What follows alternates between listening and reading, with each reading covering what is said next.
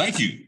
Good afternoon and welcome to the April 14th, 2023 regular meeting of San Diego Community Power Community Advisory Committee. My name is Eddie Price and I'm the chair of the committee and the representative for the city of San Diego. Welcome to the members of the public community power staff and community members joining us in person today. I want to thank San Diego Community Power staff for making this in-person meeting possible, and the sound guy, and for the city of San Diego staff for accommodating us. I will now ask for the roll call. Committee member Vasilakis. Present. Committee member Sclafani. Present. Committee member Schofield. Present. Committee member Harris. Committee member Casares. Present.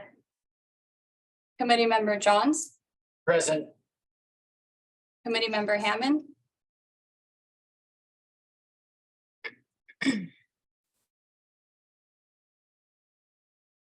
She's remote right now.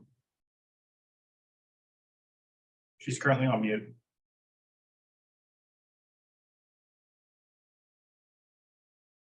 We've asked her to unmute, but we can go to the next person. Committee member Anderson. Here, sorry. Committee member Emerson. Present. Secretary Webb. Present. Vice Chair Castañeda. Present. And Chair Price. Here. A quorum is now present. First up on the agenda is special presentations and introductions. I would like to welcome 3 new employees to San Diego Community Power. Jaya, and I'm not going to say his last name because I don't know how to pronounce his last name. Jill Monroe and Charlene Hoffman. I'll let each of you briefly introduce yourselves. Should I go first? All right, well, thank you very much, Chair Price. And thank you, council members for having me here today. I'm very excited to join SDCP. As some of you know from our meetings earlier in the week, I've been in the energy industry for about 22 years now. A lot of gray hairs, many of them hard earned. And I've been fortunate. The energy industry has been good to me. I've worked across a range of functional areas, power management and trading, some work in energy programs, customer work, business intelligence and analytics, and finance. Most recently, I was the chief financial officer at Central Coast Community Energy, which is another CCA up north that covers about 5 counties. Here, I will be essentially overseeing the public affairs, programs, regulatory, legislative, and data analytics and account services area. That's the primaries under the leadership of CEO Karen Burns. Very excited to be here. Engaging with the Community Advisory Council is going to be a very high priority for me, and I'm really looking forward to a robust dialogue and looking forward to an ongoing exchange in your input into 2 areas that are very near and dear, I think, to all of us, programs and community engagement. So again, I appreciate the opportunity CEO Burns and the team at SDCP have given me to be here, and I'm really excited about forward to the next few years. Well, thank you and welcome. And could you repeat your last name just one more time? Good point. Yes, and I do appreciate your allowing me to do it because I have heard every pronunciation under the sun. It is Badge Pie. Badge Pie. Yes. Right. Thank you. Can you remember that for me, please? I'm gonna try. Thank you, Vice Chair. Next is Jill Monroe. I'm not Jill Monroe, but Jill Monroe works on my team. Well, all right. Jill's gonna be joining us a little bit later during this meeting, but I just wanted to take this opportunity to share a little bit about Jill. Jill is joining us from Katz & Associates and will be serving as our senior marketing and communications manager. So she's really going to be helping with all of our public relations, media relations, marketing efforts, and social media efforts going forward. We're delighted to have her on the team. Thank you. Charlene Hoffman. Arlene is not going to be joining us today. Is it? Okay. I was going to ask why, but that might not be appropriate. What is her title, please? She's the HR analyst. Thank you. HR analyst. Do we have any other special presentations or introductions today? Anybody we need to know? Yes. So we'd like to just welcome our new CAC member, Lauren Casares. So if you'd like to give Hey, how you doing? Hi, everyone. My name is Lauren Casares. I'm glad to join David with City of La Mesa. We're already off and running with everything that we get to do here. So glad to be here for my first meeting. And I know many of you but for those of you who I haven't had the opportunity to connect with yet, I look forward to getting to know you and working with you. Thank you. Welcome. Any others, ma'am? I would just like to note that David Harris is now in attendance. Yes, Yeah. I am. Put it to the minutes you got here at 1:01. He wasn't, okay, I don't know. He was supposed to bring hamburgers, but that's okay. Yeah, that's why he's late. Veggie patties. Right. Are there any, do we have any non-agenda public items? No, there are no pre-submitted and there are no hands raised. Good deal. Are there any items to be added, withdrawn, or reordered on the agenda from the committee members? Chair, Yes. the last board meeting, there was the city of Hamul or Hakamba came and there was a decision made, and I wonder if we wanted to discuss any of that today and add it to the agenda. Do you have a, Is that a motion? you have got a motion? I thought it was interesting. One of the reasons they didn't want to review any further was they said the financial and banking industry or the companies were not there. And so they had to proceed. I thought it would be interesting in the future if we have more information on the bank and financing of any of these projects. And maybe they should be part of the presentations when they come to the board meeting. So we can ask more specific questions to see if they have any flexibility. So But do you have a motion, sir? can we add that to the agenda items for discussion? For this item, I think it's withdraw or reorder. But there is an item that we could add Bring that something in. to the next Board of Directors meeting. And so if we had that brought to the May meeting, then we could discuss it at the May CAC meeting I mean, to discuss it at the CAC meeting. for today. Yeah, I thought that was an option, no? No, that would be until the next one. Yeah, the next, Yeah, not a board meeting, but to discuss it at the CAC. But- Okay, can you add that to the next board CAC agenda? I think that would be appropriate as So add. the motion would be to create an item for the next meeting. Is that something Not a motion, it is, want to add A request. later in the meeting? Because I think right now it's a withdraw or reorder. But later in the meeting, we can, Have that. the committee members can add. So maybe at that time. Okay. Might be a good time to Okay. add. Hold up until, what number is that? I think it's 18 or 15, discuss the schedule. 16. Some potential items for Board of Directors. Okay, there we go. And so if that was a potential for May, then maybe the CAC could get that in May as well. Right. Okay. We can only discuss items that have been agendized at this particular meeting, but we can withdraw or reorder as necessary. So You- we'll be you happy okay to with add that? that to the next agenda for the next meeting. So we'll get to item 16 and have that discussion. Yeah, So we can discuss it at item 16. Okay, that's fine. okay.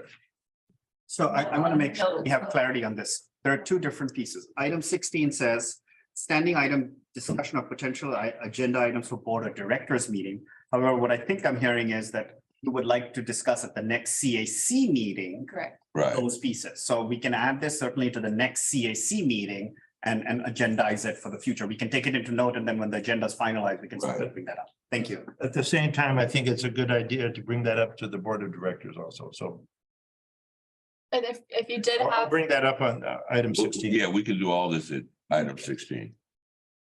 I lost where I'm at. Okay, approval of March CAC meeting minutes, I make a motion that we approve the minutes from March. second, been moved and seconded, roll call. Committee Member Vasilakis, Yes. She said your name first. Committee Member Stefani, aye. Committee Member Schofield. Aye. Committee Member Harris, Aye. Committee Member Casares, Abstain. Committee Member Johns, Aye. Committee Member Hammond, Aye. Committee Member Anderson, Committee Member Emerson. I will say I and have just one question. Is there a have people submitted for the grant that was presented at the last meeting? Has any? Can I ask that now or later? I think that would be a question for later, Okay. When's a good time? This, Possibly eight. probably during the program. Yeah, probably number 8. Because that's a. okay, very good. Thank you. So your vote is yes. I voted yes, yeah. Secretary Webb, Yes. Vice Chair Castaneda, I was absent, so I will abstain.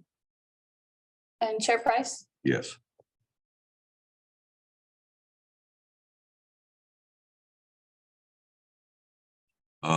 Receive an update on the community power plan. Item number 7.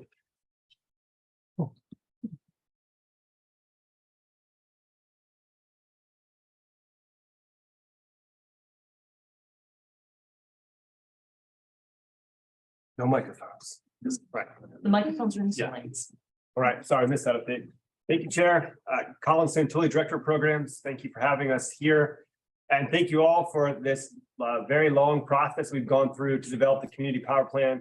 I wanted to especially thank your representatives. Some of you may not know, but this body nominated 2 representatives to participate at the project level in the development of the community power plan. And we think it was very successful in the fact that we got input and feedback along the way from the Community Advisory Committee. So thank you, Carolyn. Thank you, Matt, for your participation. And we look forward to continuing that as we get this across the finish line next month. We are going to present today, and Nelson will present an update on that CPP and specifically on the public comment period. Great, thank you. Hi, everyone. Good afternoon. So I think you have heard enough about me and for what the community power plan is, but just quickly for our new member, the community power plan is our 5-year strategic action plan or strategic programs plan for the types of programs that we should be offering within the next 5 years, down into short-term and midterm programs. And so we released this public, we've been drafting this. We did a bunch of community engagement leading up to the draft of the plan being released. And so we released this, a draft of the plan at the start of March, on March 2nd, and we left it open for public comment for 30 days. So the public comment closed on March 31st. In the screenshot that you can see, that was what the public comment or public facing view of the plan was. We translated the document into English, Spanish, and Tagalog or Filipino, so that it would be as accessible as possible for our community. So if you go to the next slide.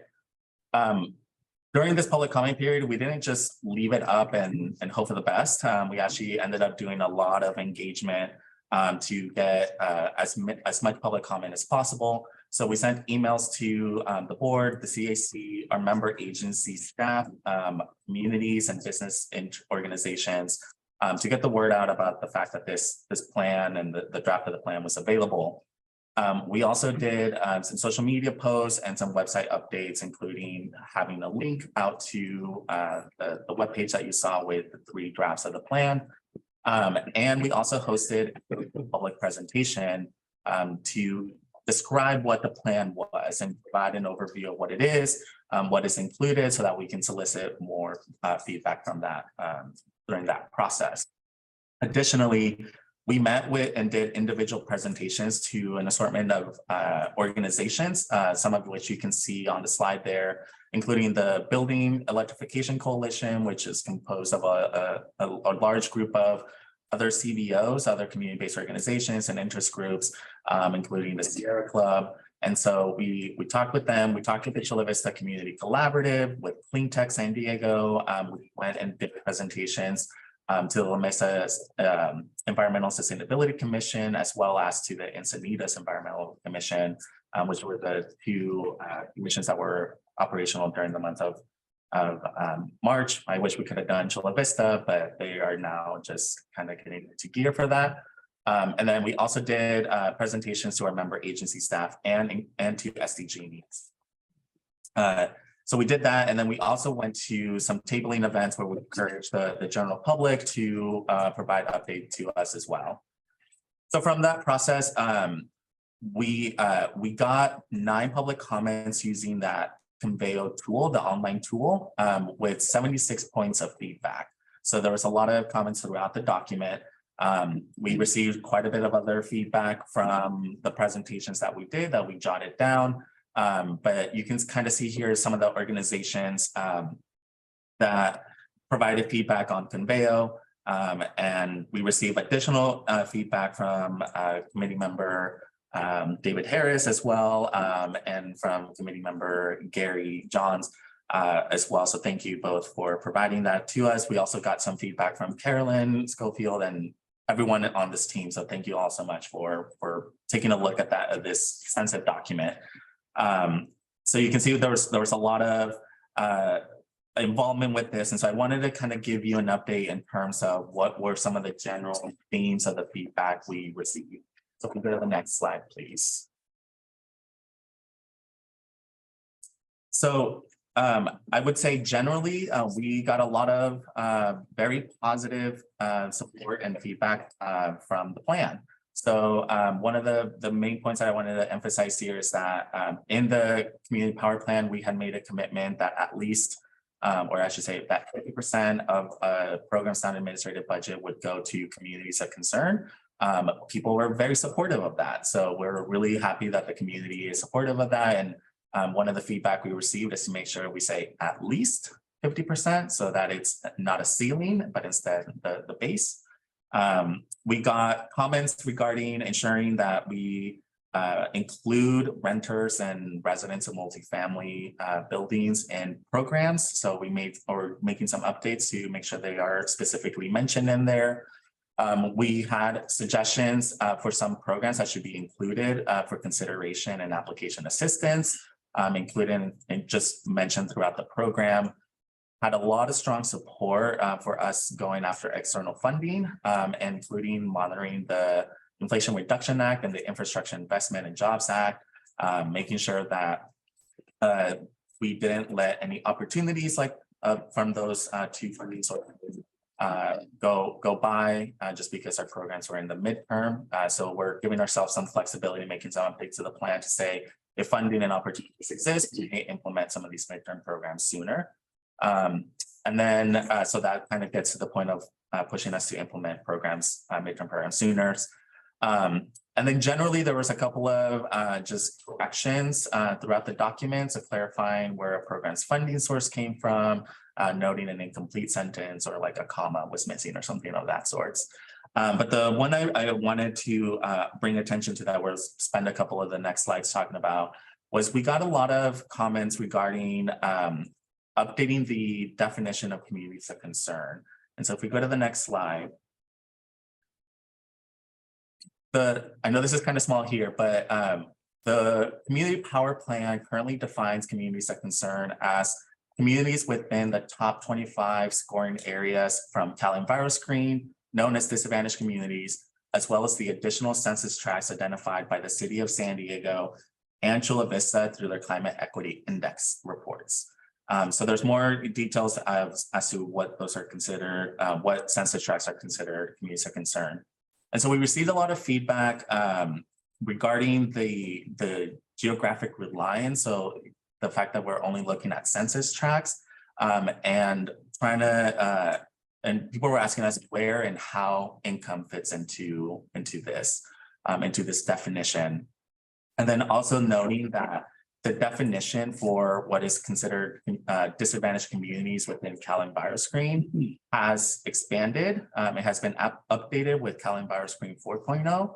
And so there was a lot of comments regarding that. And so to address that, if we go to the next slide, we're going to be making an update to the definition so that we can incorporate low-income communities and households in addition to everything else. So we're broadening the definition So this aligns closer with our intent of why we wanted to make this commitment in the first place, which was to help address historical inequities in program participation. We learned a lot during the community engagement period that people are not participating in programs, they aren't aware of programs. And so we wanted to address that historical inequity.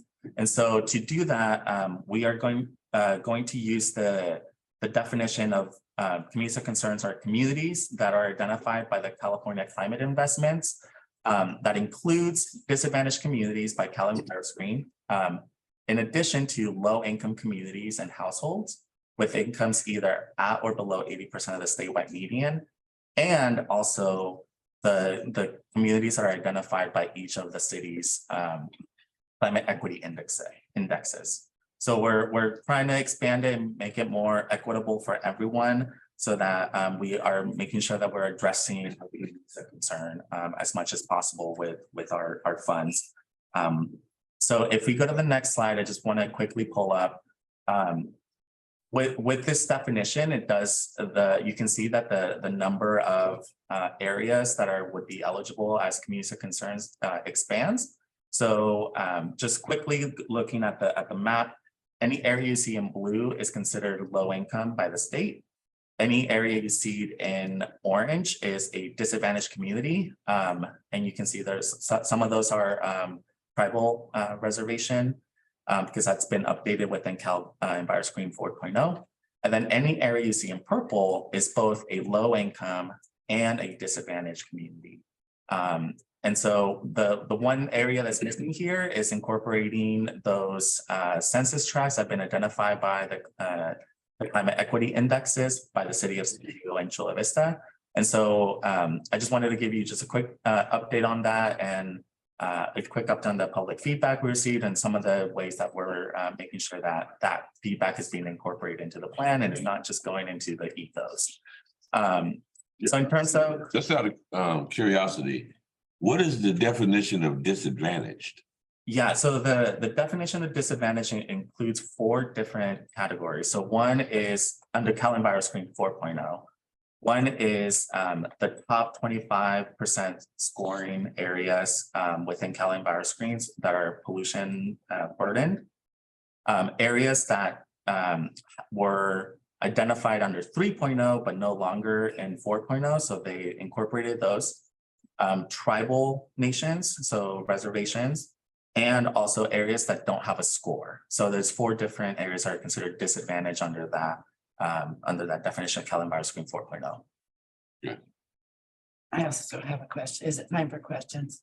I can stop and ask questions, Chair, now, or if you want me to just go through the— Yeah, I'm sorry for asking that. I was just curious as to the term disadvantage, because that's a pretty heavy word.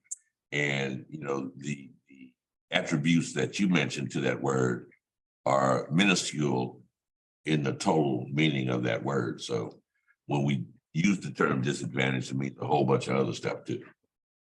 Yeah. But to her question or somebody's question, maybe we should wait till you get done. Okay, I just have one more slide in terms of next steps. So as I mentioned, we're incorporating the edits to the community power plan now. And it's all based on what we heard from the public as well as the feedback that we received from you all throughout this entire process. We're going to be adding an additional section on grant programs. So that will be a new page that you'll see in the plan to address the grant program that we presented to you all last month.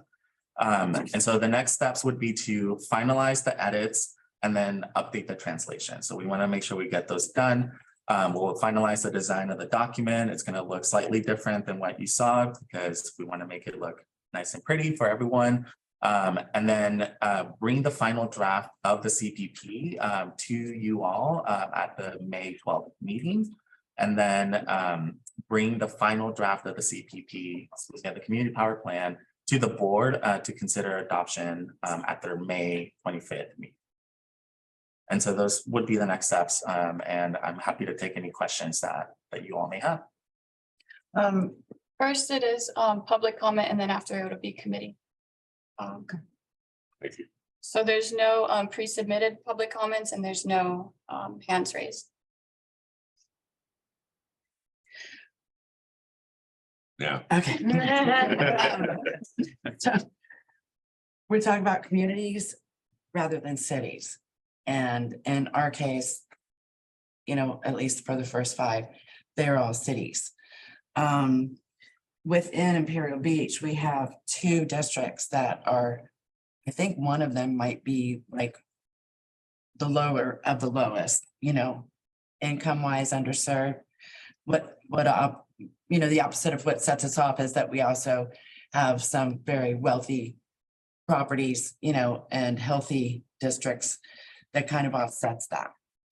But I can get with our board member, you know, Mayor Gary, and see if there's any way that we could define that, because they are right there where the border pollution is. And especially in the morning, the wind blows from east to west, so it just blows right into IB, and then in the afternoon it goes west to east and blows it out. So would there be opportunity to potentially add that or define that, you know, at least 50% goes to underserved? If you happen to fall out of that category, you know, what can we expect that the other cities and areas would receive, you know, would get? Yeah, no, that's an excellent question, and something that I totally failed to like verbally mention as part of the definition. So part of that definition does say that if other member agencies were to identify additional census tracts and do like kind of climate equity index, and they provide that to us, we will respect that and include that as part of the definition of that. So we would, so if the city of Imperial Beach did that, we would say, or but the climate equity index reports from San Diego, Chula Vista, IB, or Encinitas, or La Mesa, or any of them, or National City, any other member agencies that would identify those as well. Thank you. Thank you. Any other questions? So you will be completing and have the board vote on it later on. Yes. Is this considered a living document that every year you're going to try to do an update, or at any time you can stick in a revision, or how does that work? Yeah, excellent.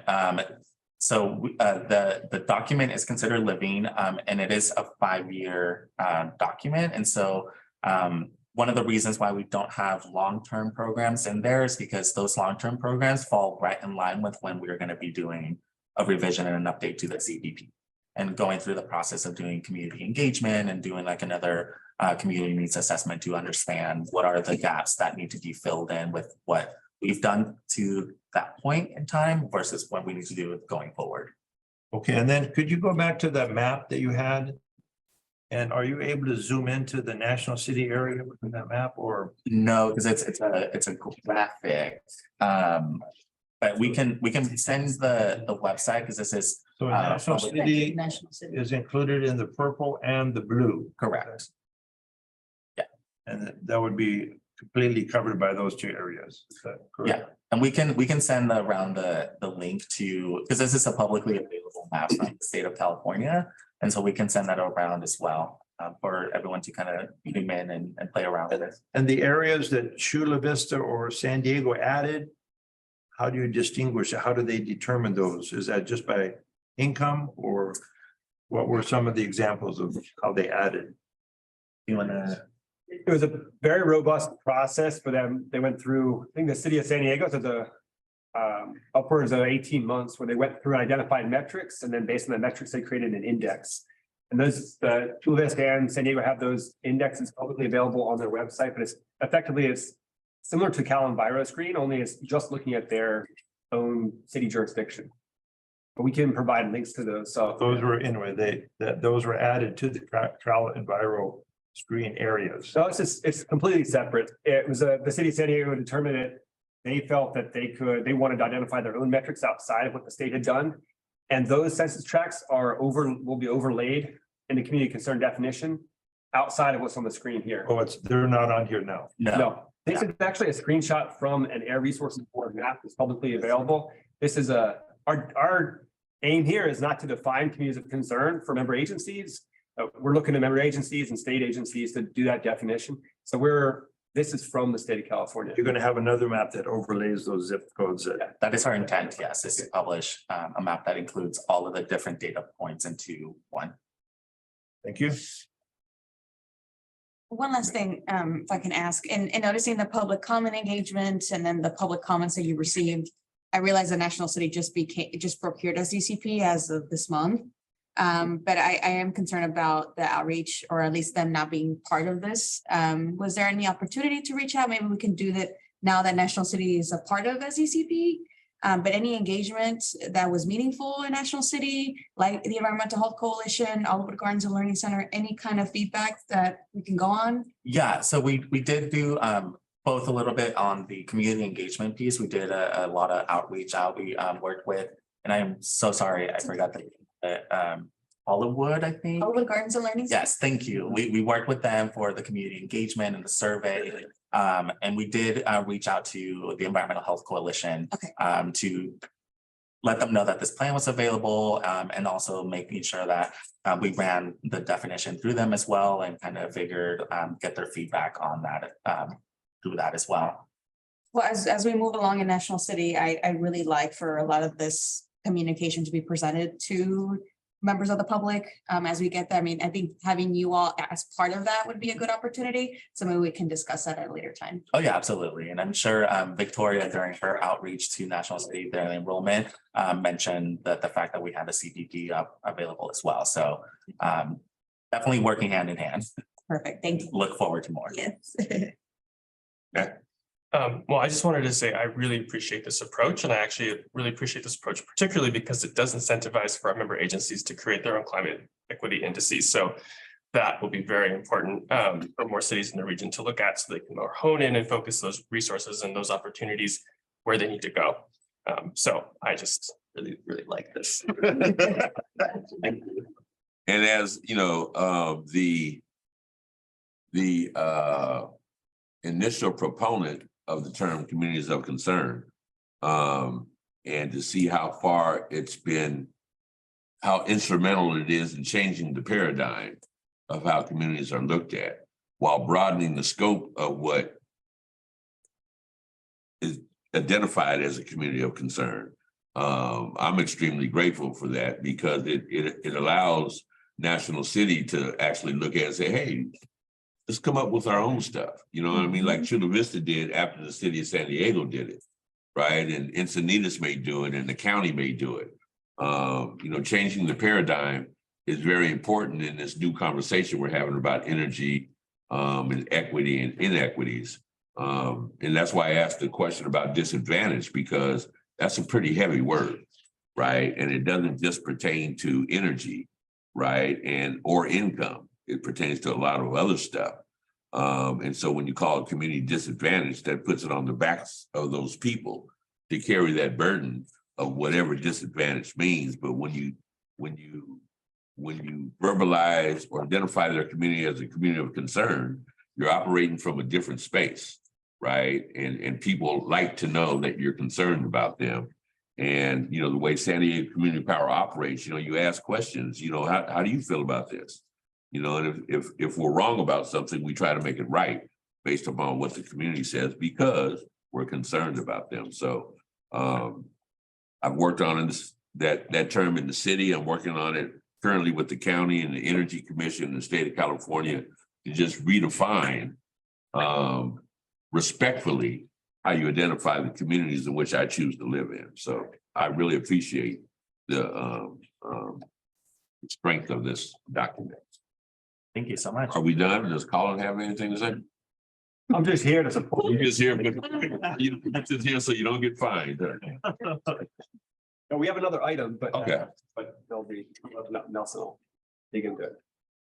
While we're on this, since it's still technically staff time, I did want to just say that while I'm new, I did review the CPP prior even to taking the job. And I just want to put on the record that really appreciate the amount of staff and community input, the amount of work and the community input the staff have taken. Things like this are not small. These are huge lifts.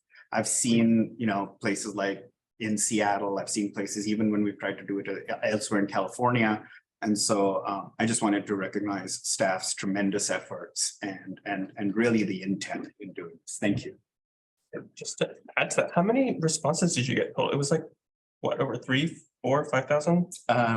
We got validated 2,900. Damn. 2,900.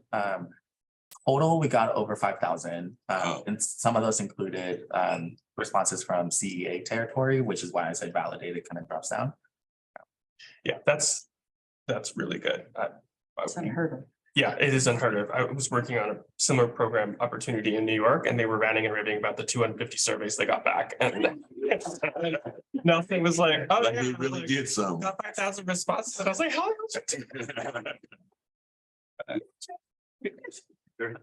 Thanks to all of you for helping us. Yeah, and- yeah. And thank you for being willing to do it, right? Because a lot of organizations aren't willing to do what they say they're going to do. You actually did that and came back with great responses, so I appreciate that. On that survey, notes, just for your question earlier, Aida, we did include National City and the unincorporated county when we were gathering surveys. Okay. So we knew that they were going to be part of the organization. So we were at baseball on Saturday in National City. We definitely were at a number of libraries in the unincorporated county. So we didn't exclude them just because they weren't members at the time when we were doing the engagement. So they've been included, and we got really good feedback from National City. So Awesome. Thank you so much. Thank you. Are you done, sir? Yes, we do that on the next item. Council on you, Colin? Yep. Item number 8, please. So one of the short-term programs that's part of the community power plan, excuse me, that you've seen is for us to explore pilot programs. And our intent here is not to, is to be making progress as we're considering, the board is considering adoption of the CPP. We know we want to move some things forward. So we're wanted to very briefly introduce the concept of pilot projects, just a little bit lower. And so Nelson's going to talk through a few slides. So do a quick one.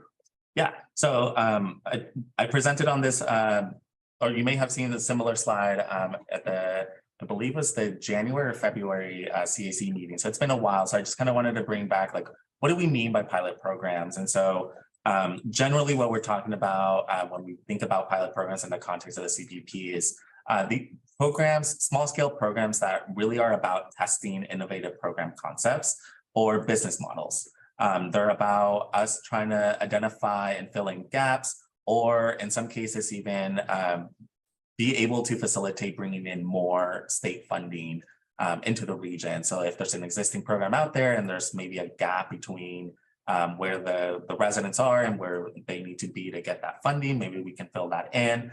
And then really the pilot programs are about us trying to answer questions related to program implementation.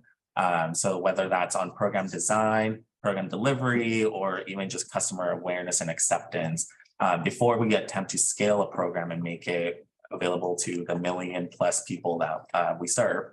And so this is really an opportunity. The pilot programs are an opportunity for us to be able to partner and support and then learn from our community-based organizations to figure out what are the best ways to implement the program. And so I just wanted to present this idea because we want to have a bigger conversation with you all, and I'll get into that in the next slide. But just generally in terms of what we're thinking about in terms of pilot ideas or pilot concepts is we've heard up north in the Bay Area, if we go back one more, sorry. We heard in the Bay Area of this emergency water heater loaner grant program where they provide an emergency water heater, a temporary water heater, while the homeowner goes and does all the electrical work to electrify to get a heat pump. So like that's an interesting concept, right, that we can explore as on a pilot basis and see if that's something that can work here. We've heard of a lot during the community engagement about needing more education on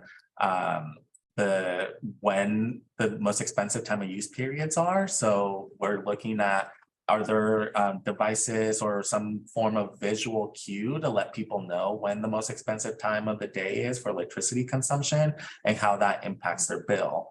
We heard that as well. Or even looking at some of the concepts are like looking at, can we pay for or somehow support roof repairs to make sure that those homes or multi-family buildings are then participating in statewide programs like DAC-SASH or SOMA, solar and multifamily housing and disadvantaged single-family home solar programs that the CPUC runs. So I guess I just kind of wanted to give you an idea of what we mean by pilot concepts, right? These are small scale programs that we can test out some of these innovative ideas. And so if we go to the next slide, so just to give you more, we're developing these pilot program concepts that are based all on the midterm program type. So how do we do building electrification? How do we do transportation electrification, distributed energy resources, and energy efficiency? And so we are soliciting program concepts now, and why we wanted to bring you an update on this is because we want to hear from you all. I know you all have some really exciting ideas, or maybe have heard from your communities of like some interesting program concepts, or even just ideas that maybe we can pull the string on and see how far that takes us. We can do the research on staff to figure out how we would implement this or how we would do this. And so we want to hear from you and want to have a bigger discussion around these concepts at the May 12th meeting. And so we wanted to bring this update to you now to get the gears turning and start thinking and letting us know what you would like to see. If I may, myself and Tony visited Sonoma Advanced Energy Center. Very familiar with that. Yeah, a couple weeks ago. And my mind was blown, right? Because of everything that you just said is what it does. In addition to some more stuff, right? And the benefit that Advanced Energy Center is not just to Sonoma, but to basically all of Northern California, right? As you were talking about the emergency water heater thing, right? That affects not only the resident, but it also affects contractors. And contractors are being deluged with all this new legislation coming out that they're going to be responsible to facilitate. And they have no place to go to find out what we're talking about or what the energy. So they're getting visits from the Bay Area, Sacramento, inland, whatever that is. And so one of the things I'd like to work on is a regional energy network, right? Financed by the Energy Commission that will help facilitate all this stuff, right? Not just the conversations that San Diego Community Power wants to have within communities, and not just communities of concern, but communities, period, right? I mean, people in La Jolla need to have this information because they don't know, right? They don't know that their water heater was put in the same time my water heater was put in, and theirs is about to go out too, right? And how to replace it with a new one. So I'd like to have a conversation with you at that level of community programming, because there's massive funds available, right? To actually do some stuff. And I'm into paradigm shifting, right? And that's what San Diego Community Power is a paradigm shift. And we need to investigate, what we can affect or effect at all times at a much higher level. Absolutely. Are there any other questions, or are you done? Yes, ma'am. I just wanted to make a comment, and maybe there's an answer to the question within the comment. SDG&E is moving forward with a fixed rate proposal. And I saw that one of the potential ideas for pilot programs involves the times of day for usage. So, but their fixed rate proposal is required by state law. So I just wanted to flag that while all of us are looking into pilot programs that could potentially affect San Diego Community Power and our ability to do that as a pilot program. So just wanted to flag that. Thank you. Any other questions, comments, concerns? Before we have more questions, I think now would be a good time to have the public comment and then I think so too. committee members. Thank you. So there are no pre-submitted public comments, but there is a member of the public, so I'm going to allow them to speak right now.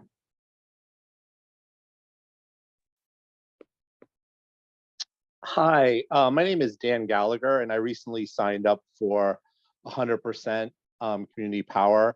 And I'm really interested in a program that would help homeowners convert from gas to electric. Lines is. Mhm. Okay.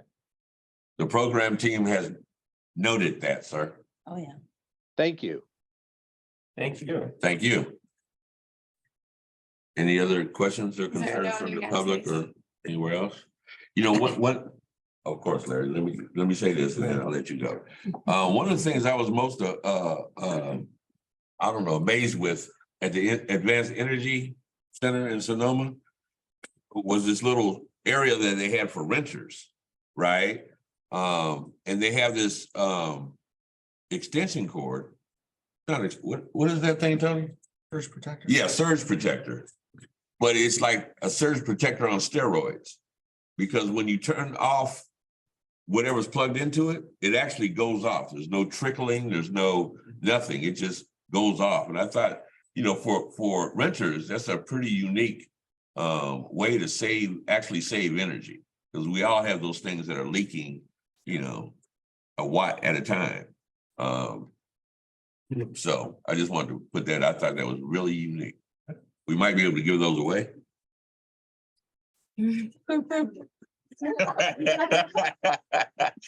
DVD. Larry? I'll echo Dan Gallagher, if I remember his name, that the idea of helping people convert from gas to electric. Even myself, I'm debating how to do that in a transition from a hot water gas tank to the electric. And if there was a transition or help with that transition, I think that's an excellent idea. Earlier, I had asked about if there were any applications for the grant proposal, which was also a pilot program. And I guess this is now is the time to ask to get a clarification. Does anybody, I guess the deadline is the 21st, but did anybody submit anything earlier?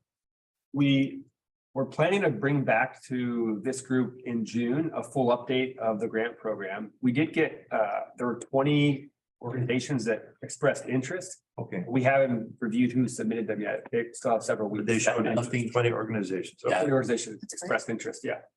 Yeah. And come June, our plan is to present once they've been selected. So I believe Matt and at least one other member are part of the evaluation committee.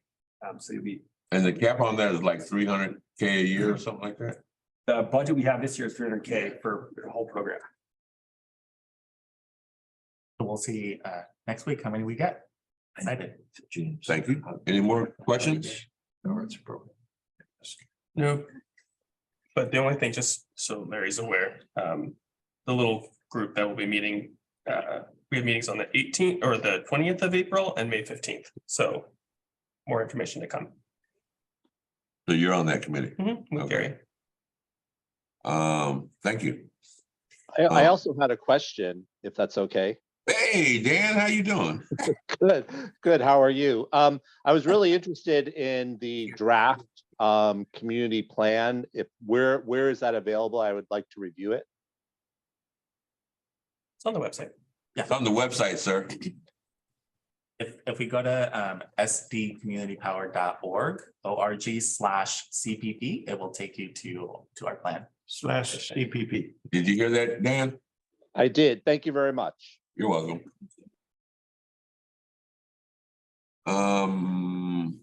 Receive update on public relations, item number 9. You. And thank you. Thank both of you Thank very you. much.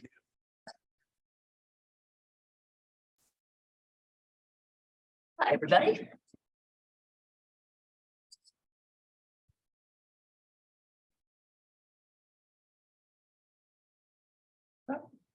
Right, next slide, please. I am Jen LeBron, the Director of Public Affairs for San Diego Community Power, and I will be providing you all with an update on the public relations efforts that we have had over the past month. As you know, we began enrollment for National City and the unincorporated areas of San Diego County on April 1st. Leading up to that, we've had quite an aggressive public relations and marketing campaign to get the word out. And we have some of the first metrics back from our initial enrollment efforts. So in the time that we've launched the campaign, we've already had over 8.1 million total impressions for our paid media efforts. This includes over 3.5 million impressions from the billboards that we have scattered throughout the region, 1.7 million impressions from our digital displays, AKA website ads. So if you're going to say Bloomberg, like as you can see here, and you're part of our region, you'll see our ads popping up there. We've had a lot of great impressions from convenience store posters in high traffic areas based on the data that we received from Civilian, the firm that we contract with to help us with these efforts, as well as 1.2 million impressions from social media and over 100,000 impressions on radio stations, both in English and Spanish language. I might also add that for the digital displays, as well as the social media and some of our convenience store posters, these are not only in English, but in Spanish and Tagalog as well. This is really just part of our efforts in total. Also, one thing I would like to note, next slide, please, is that at our last meeting, you had all requested the locations for where our billboards are. So on this slide, you can actually see one of the billboards that we have out in the wild up near North County off of the I-15. But as you can see, we have several locations in National City and as well as a little further out east as you're on the 8 freeway. The idea behind this was really to not only target folks who are part of our new enrollment locations, but to hit high traffic areas so our current customers can have better awareness of us as well. Next slide, please. We have been fairly aggressive on earned media, although we ran into the unfortunate circumstance that our first rollout date on April 1st also happened to coincide with the San Diego State Aztecs making it to the national championship for the first time in school history, which certainly created a challenge getting space on certain news programs on the day of, as well as later that week. However, we have been working with news stations such as NBC, Telemundo, CBS, and ABC, where we've gotten some great coverage from those organizations. And we're continuing the push for earned media on enrollment as customers receive their first bills with the changes that'll be happening in May. So in our discussions with local media stations, it's another bite of the apple for us that is going to be timely. And this is also this particular piece here is not inclusive of all of the earned media that we have done over the course of the last 2 months in a variety of local papers, as well as having stories featured in the Union Tribune and Voice of San Diego. So that concludes my presentation here on the public relations activities that we've had over the past month, and I'm happy to take any questions you may have. Oh, next slide, please. I guess it's public comment time. So there are no pre-submitted public comments and I do not see any hands raised, so. Okay, thank you. What does the word impression mean? How valuable is that word? That means somebody just looked at it and did they do any type of interaction? So an impression, you're absolutely correct, Eddie, in the term of definition with impression. It's how many times somebody sees something, which is a very valuable tool in marketing because really it takes a multitude of impressions for someone to actually take in the information and have it really stick. And so some of the reasons why this is important is it creates that brand awareness and familiarity. So that way, when folks are receiving information from us, say in the mail, they've seen our logo, they know that we are a legitimate organization and something that is trusted. And so by having these 8.1 million impressions, it really helps significantly with that level of awareness and comfort with what San Diego Community Power is. We also do have some data on the interactions that we've had on social media in particular that I would be happy to provide you with after this meeting. And next question, you mentioned local media, local newspapers. How cultural are you getting in that space? Like, are you going to the Filipino papers and the Hispanic papers and the African-American papers and Yes. East County papers and Ramona papers and Some of the places that we've already been featured are the Filipino Press, Voice and Viewpoint, and Ramona Sentinel, just off the top of my head. We've also worked with folks out in Fallbrook, Alpine, and there's another publication that's whose name I'm forgetting at the moment, but a Spanish language media publication as well. Okay, yeah, because the value of impression, in my humble opinion, is not necessarily how many times they see it, but how many different places they see it, Absolutely. right? So if they see it over there and over there and over there, your mind kind of tells you this might be real. Aida, you have something? No, I just wanted to share, I've been working with a byline, to produce a byline article with Civilian. So we will be having that out sometime, I'm hoping the next couple of weeks. We'll be with La Prensa, and excuse me, the Star News in Chula Vista. And we're also trying to work with Ed Latino to also publish the byline article in Spanish for TBD. Cool. Thank you. I think you'd be able to hit maybe 3 birds with 1 stone if you had a billboard somewhere on Palm Avenue or by the highway there at the Palm Avenue exit, because we butt up right up to the 92154 zip code, which part of San Diego City, actually. Mhm. And then right at the other side is Chula Vista. So, you know, we've got kind of a trifecta down in that area, and I haven't really seen a whole lot of like advertising in IB at all. I'm sure there's social media. I'm sure it's online. I've seen it online. Sure. Thank you for that feedback. Part of the way that the billboards were chosen for this particular campaign was based upon availability and proximity to the new member agencies that we're bringing on. I see. So as we continue to expand our marketing efforts over the course of the next year and start shifting away from enrollment marketing, that's something that we'll certainly consider for future campaigns. Thank you. Thank you. Appreciate it. I just want to commend your team. I have been attending Wave games at Snapdragon and Padres games at Petco, and you're everywhere. San Diego Community Power is everywhere, and that's very exciting to see it. And those impressions don't even count to the 8.1 million, it doesn't sound like, so. No, they do not. So the impressions that you're referring to are part of the partnership agreements that we do have. And so, you know, personally, I got excited last night when I saw the noise meter of the San Diego Padres during that close game, seeing that powered up by San Diego Community Power. So if you're at a game, please yell loudly when you see that up there. We're pretty excited about it. I did last night and it was very exciting to see. Thank you. I see Tara Hammond has her hand raised.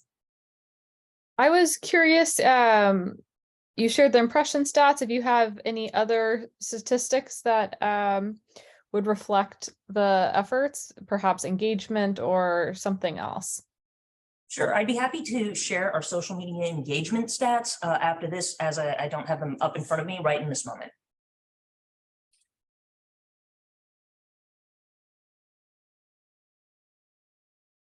Lawrence Emerson National City, could you go back to the slide that showed the locations? Sure. Because I Here it is. didn't get a chance. It's not on our website, so I'm going to take a snapshot. We gotta go drive through it.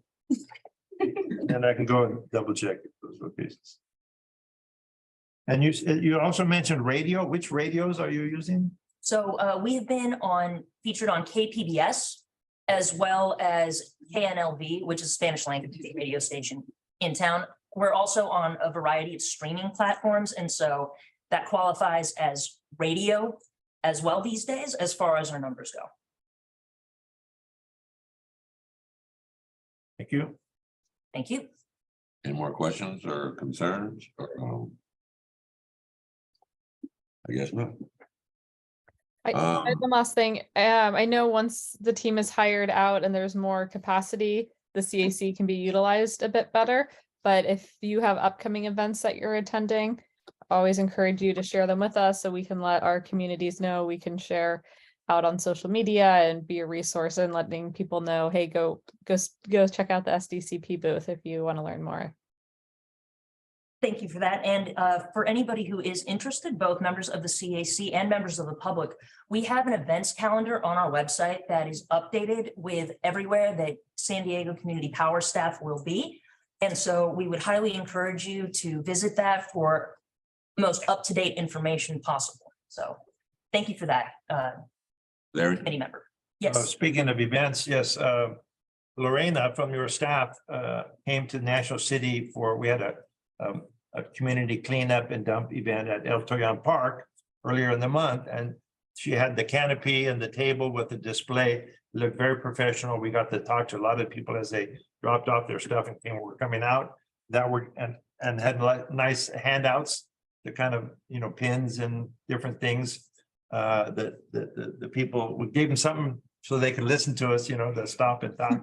So that worked very well. There was another event coming up on the April 22nd at Las Palmas, the same kind of an event. I don't know if you had anybody scheduled for that, but I have a conflict, but I'm just giving you an FYI. I can help if you have one of the staff who can help attend and do the same kind of thing to share the information in National City. That'd be great. Thank you for that. We'll have to check our calendar for staff availability, as we are going to be at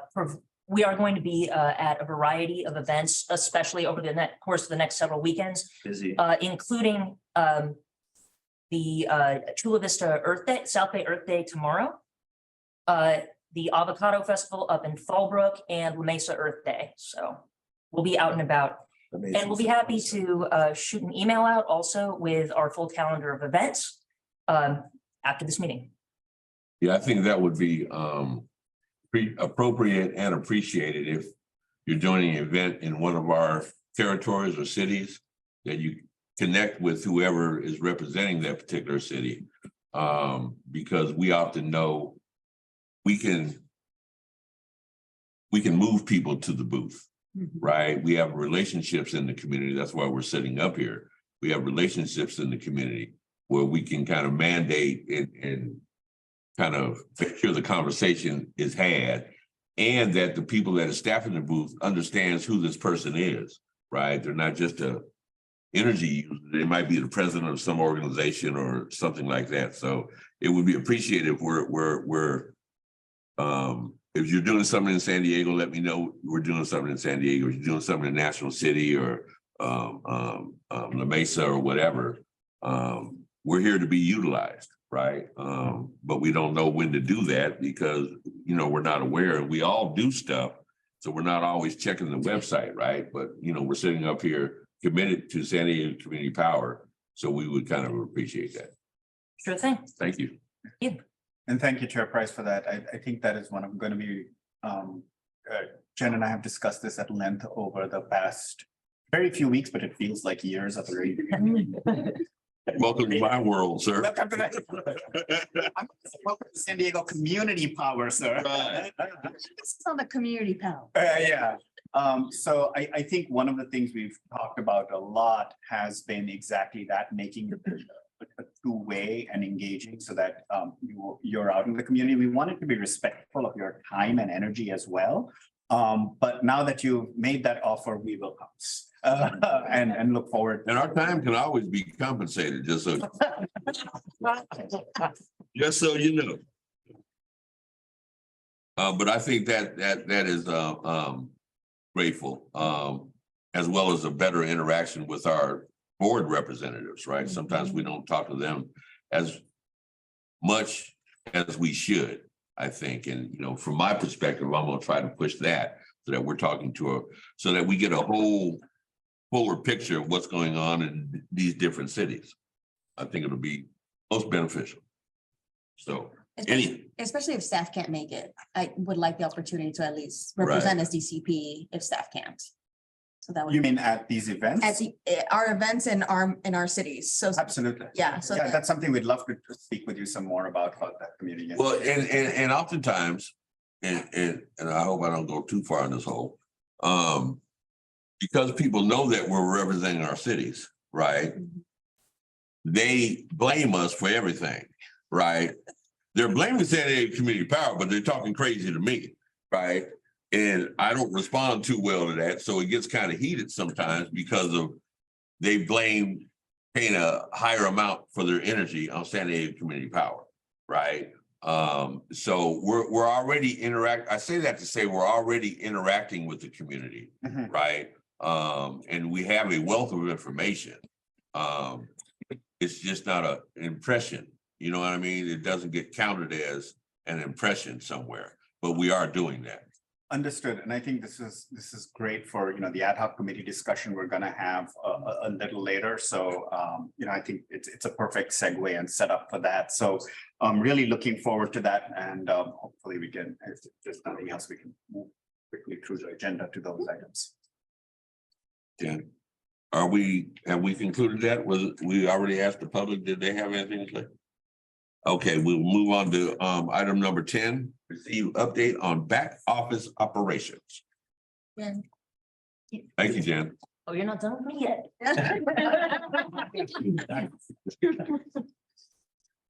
Hi, everyone. My name is Carly Newman. I'm the Account Services Analyst. Lucas is out of office this week on vacation, so I will be presenting. Oh, I know. I Excited know. to have you though. We all miss him. but thank you. Next slide, please. So presenting today, participation rates so far for our expansion into National City and the unincorporated county. You can see on this chart here, the participation rates for our existing member agencies, maintaining, about 96%. And then in a separate table, we have a participation rate for the county at about 95% and National City at about 99%. Total participation at about 96 there. Wow. You can go to the next slide. So this really just demonstrates the opt-out trends of the county. And so what we've done here is, and I believe this is the same graph that Lucas used last month, but those dotted lines represent when mailers go out. And so at your station, Victoria's laid out the enrollment mailers that have been sent out. So the postcard was the first pre-enrollment mailer. It's a different graphic, but pretty much the same content as what was released as part of our phase 3. And then you can see at the time of the mailer 2, which is an 8.5 by 11 folded letter. We notice a spike in opt-outs. These are more commonly opened, more commonly referenced by customers. They come in an envelope, so a little more obvious that it's intentional mailer for the customer. And we've seen this across every phase that we've enrolled. Mailer 2 always results, we will always see a spike in opt-outs then. That's consistent across all phases, but across all CPAs as well. And so you can see in phase 2, mailer 2 will be going out soon or, has just started going out. So we'll likely see a spike there as part of our phase 4.2, which just as a reminder is NEM customers with a May true update. So all of our phase 4.1 is our non-NEM plus any NEM customers who have an April true update. And then it goes on through March 2024. Go to the next slide, please. National City here. Similarly, we notice a spike in the opt-outs after that second enrollment mailer hit mailboxes. And you'll notice that there have been no opt-outs for phase 4.2 and 4.3. And I just wanted to call out the number of NEM customers in National City is drastically lower than in the county. So about 33% of county accounts or accounts within the unincorporated county of San Diego are NEM, whereas it's less than 10% in National City. So we're expecting only, a couple hundred accounts in phase 4.2, 0.3, 0.4, whereas in the county we're expecting, thousands, around 5,000 each month. And you can go to the next. I see that this is small and maybe we can break it out next month so it's a little larger. But again, just kind of drilling into the opt-outs of the county on this one, you can see web opt-outs. Most customers are processing their opt-outs through the web. We can see again, the territory bar graph, the black or the dark gray graph is similar to what we saw on the previous slide, this time just broken out a little by week.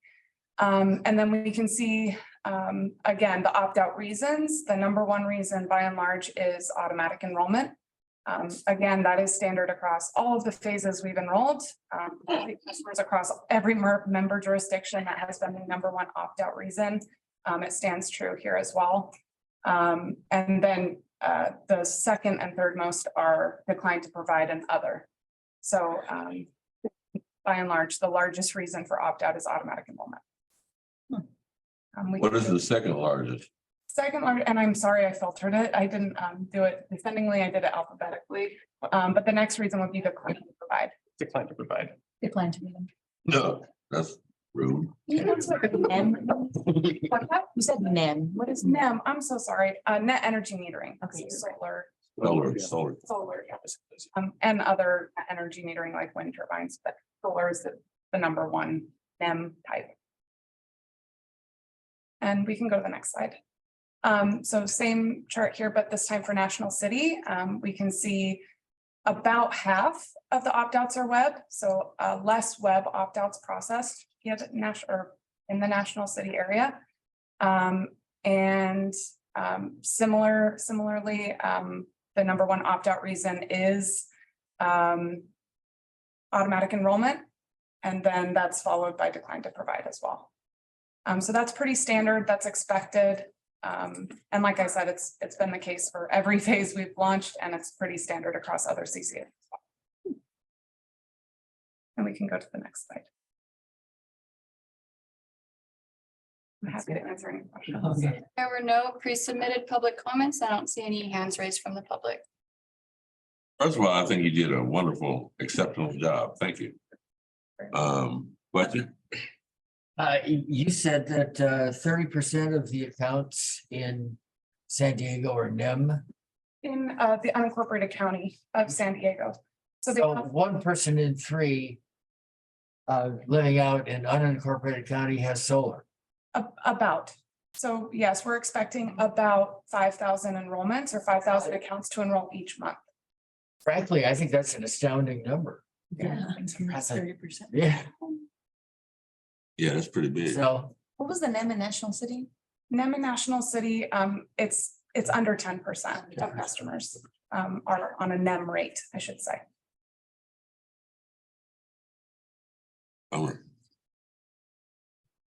Go ahead, Larry. I just have a suggestion of, maybe my hearing's a little bit hard of hearing, but also it's nice if there's a pointer when you're talking about a specific area, when you're talking, maybe they can add that to the where they have an arrow or something, or you have a laser. Of course, if people are watching it from the website, they want to have an arrow or something on the screen.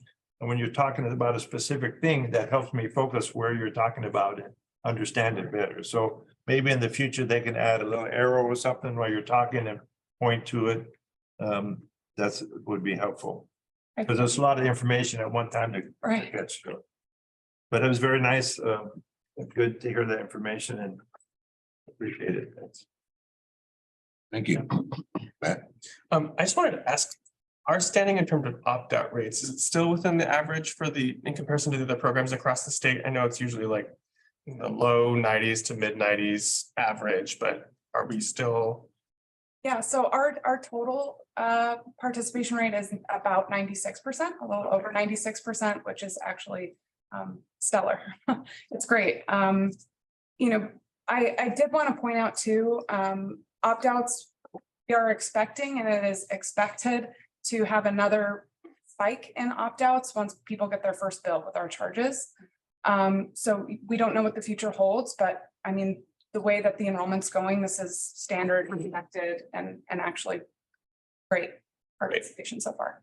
Thank you. Cool. I think one thing I would also add to that is the scale. To have 96% participation on this scale is very impressive. Just given the number of accounts we have, I think it's a lot of CCAs, you know, have lower participation rates, or they have certain customer classes. Correct me if I'm wrong, Carly, but there are a number of CCAs that have certain customer classes that have lower participation rates. And certainly from the data I've seen, we have excellent enrollment across the board. That's great. That's great. I don't know if this would fall in under an analysis, the analysis. But If there could be some type, it's always bothered me that people who have opted out are with SDGE and they don't know what their bill would have been if they were with SDCP. And I'm just throwing this out there because if I didn't know if there was something in the future we could, possibly do to show if it's even legal, to show a comparison. Yeah. We have got that on the website, but you have to get that message to those people, I think. But Okay. there's the bill comparison. Okay, You take your latest bill and you put in your kilowatt hours, in I guess the different time slots. oh, is it interactive on there? It's yeah, Okay, you can input it and. I you- must have missed that page. Sorry. Well, it's actually by asking the question and having me answer it, for anybody out there listening, this probably, Right. good to get the information out. It just sounds like people just don't like being told what to do. Yeah. Yeah. So they're gonna opt out because of that, considering what you mentioned True. before. And I think, even in some of our public outreach events, and maybe Victoria could speak more to that, but I mean, we hear that from customers too. Yeah. Someone recently proudly said, yeah, I opted out because I didn't want you to tell me to enroll. That's common and it's across all CCAs. It's not just our area. Yeah, that's absolutely correct. I mean, 3CE had sometimes some very wide discounts. And when we would enroll, people would be like, I just don't want government and electricity. Right. And that's fine. It's a choice. It's a free Right. country. But there's really always going to be some level that no matter what discount you provide, Right. there's gonna be something. And I think, and Tony can correct me if I'm wrong, which I might be. Sonoma, their rates started higher than PG&E, right? And I don't know what they were telling the people, but they're still around, right? So I don't know what their narrative was to actually start a CCA, a different type of company that is higher than the one that you're traditionally dealing with. And they're still successful at that. So, it may warrant a conversation with, whatever their narrative was to combat some of the stuff that we're dealing with that is not as blatant as higher rates coming out the gate, right? I mean, they started with higher rates with no apology. It's like, okay, well, how did you do that? Right? So that may need to have a conversation with them to find out what their narrative was, what made that happen.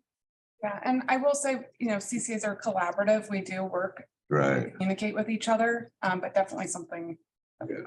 probably explore with them. Yeah, thank you. Everyone. Thank you. Thank you. Receive an update on power services. Hi, good afternoon, everybody. My name is Kenny. I'm sorry, I thought you were in here somewhere. Sorry, Eddie. Your head was right there, so I'm sorry. No, not a problem. Yeah, good afternoon, everybody. My name is Kenny Key. I'm the Senior Contracts Manager on the Power Services team. I'll try to go through these slides quickly. I know we're a little bit short on time here. So as far as some updates since the last time we met with all of you, the staffing update. So I joined the team last August, and it's been a great growth curve since then. I think like almost every month since I've been here, we've added some stellar talent to the team. So we've been adding so quickly. Even our latest member, Morgan, who is going to be our senior local development manager, is not even on the website yet. So we're now a growing team of 8 and have brought in really quality professionals to help with the different portfolios, especially the RPS portfolio and the RA. Next slide, please. One other exciting event that happened. So before predating my time, there was 4 PPAs that the board approved. One of them is online. A few others are on pace to get there. And so the Vikings Energy Farm is a project that'll be online in 2024. There's a groundbreaking earlier this year. We had 4 members of our team attend that. It was a great event. This is a great local project out in Imperial. It's going to be over 130 megawatts plus a large storage capacity. The storage is actually coming online earlier than the solar next year to help with reliability in the summer months. There's over 250 jobs, and it was built. There's a lot of good news headlines around this project as it's the first solar peaker plant in the whole United States. So a great project for our agency to be a part of. Next slide. Thank you. And so given the CAC some updates on what we currently have active on the solicitation front and what we have planned, as you guys probably are aware, we have a local RFI that has an evergreen kind of rolling application process. This is the one we're really targeting those local projects and they can apply at any point in time. Some people often mistake that for a smaller program than it is. We do have a minimum size that's 1 megawatt or larger, but we don't have a maximum size on that. So any project that you guys know in your areas, please advise them to look at that and reach out to our team. We do have a plan now that Morgan has come on as our senior local development manager to refresh that solicitation a little bit, make it easier for local projects and developers to apply to that. Since I joined, we've launched now 2 long-term RFPs. These are for large utility scale projects. The first one we did last year that went out in October. That was for projects with CODs out through December 2026. We currently have a handful of those projects that are deep in negotiations and will likely be bringing a few of those to the May board meeting and a few to the June for approval. We also earlier this year closed out a second tranche of that solicitation, which was for projects out through 2028. Those were due March 3rd last month. So we are currently evaluating those. And we have a third party that does kind of a deeper dive analysis on the economics and the impacts to our ratepayers. And so that's going on right now. And we expect to shortlist projects in May. And recently this week, we launched a standalone storage RFP. So this is for projects specifically just for storage, whether that's just getting the resource adequacy components or full rights to control the energy charging and discharge. That's going to have a deadline in May. And so we've recently launched that. We've sent out the emails to our distribution list. We have a LinkedIn and some other social media posts going. So I encourage you to help broaden and share that message so we can encourage local developers to apply to that. The next thing I wanted to quickly go over here, and I'm sure it'll be a topic of a few of the upcoming meetings we'll have with the CAC, is Byron, who runs the power services team, brought what the evaluation criteria that we use for our solicitations to the CAC and to the board in early 2022. That interim criteria has been used since then with board agreement to evaluate these projects. You know, we were in procurement mode for obvious reasons, and we obviously have really high ambitions on bringing more renewables into our portfolio. And so we currently have a version of that we use internally to score and rank the projects. We do plan to revise that and would really love to have input from the CAC and from our whole community as we look to revise that. That is slated for a Q2, Q3 process.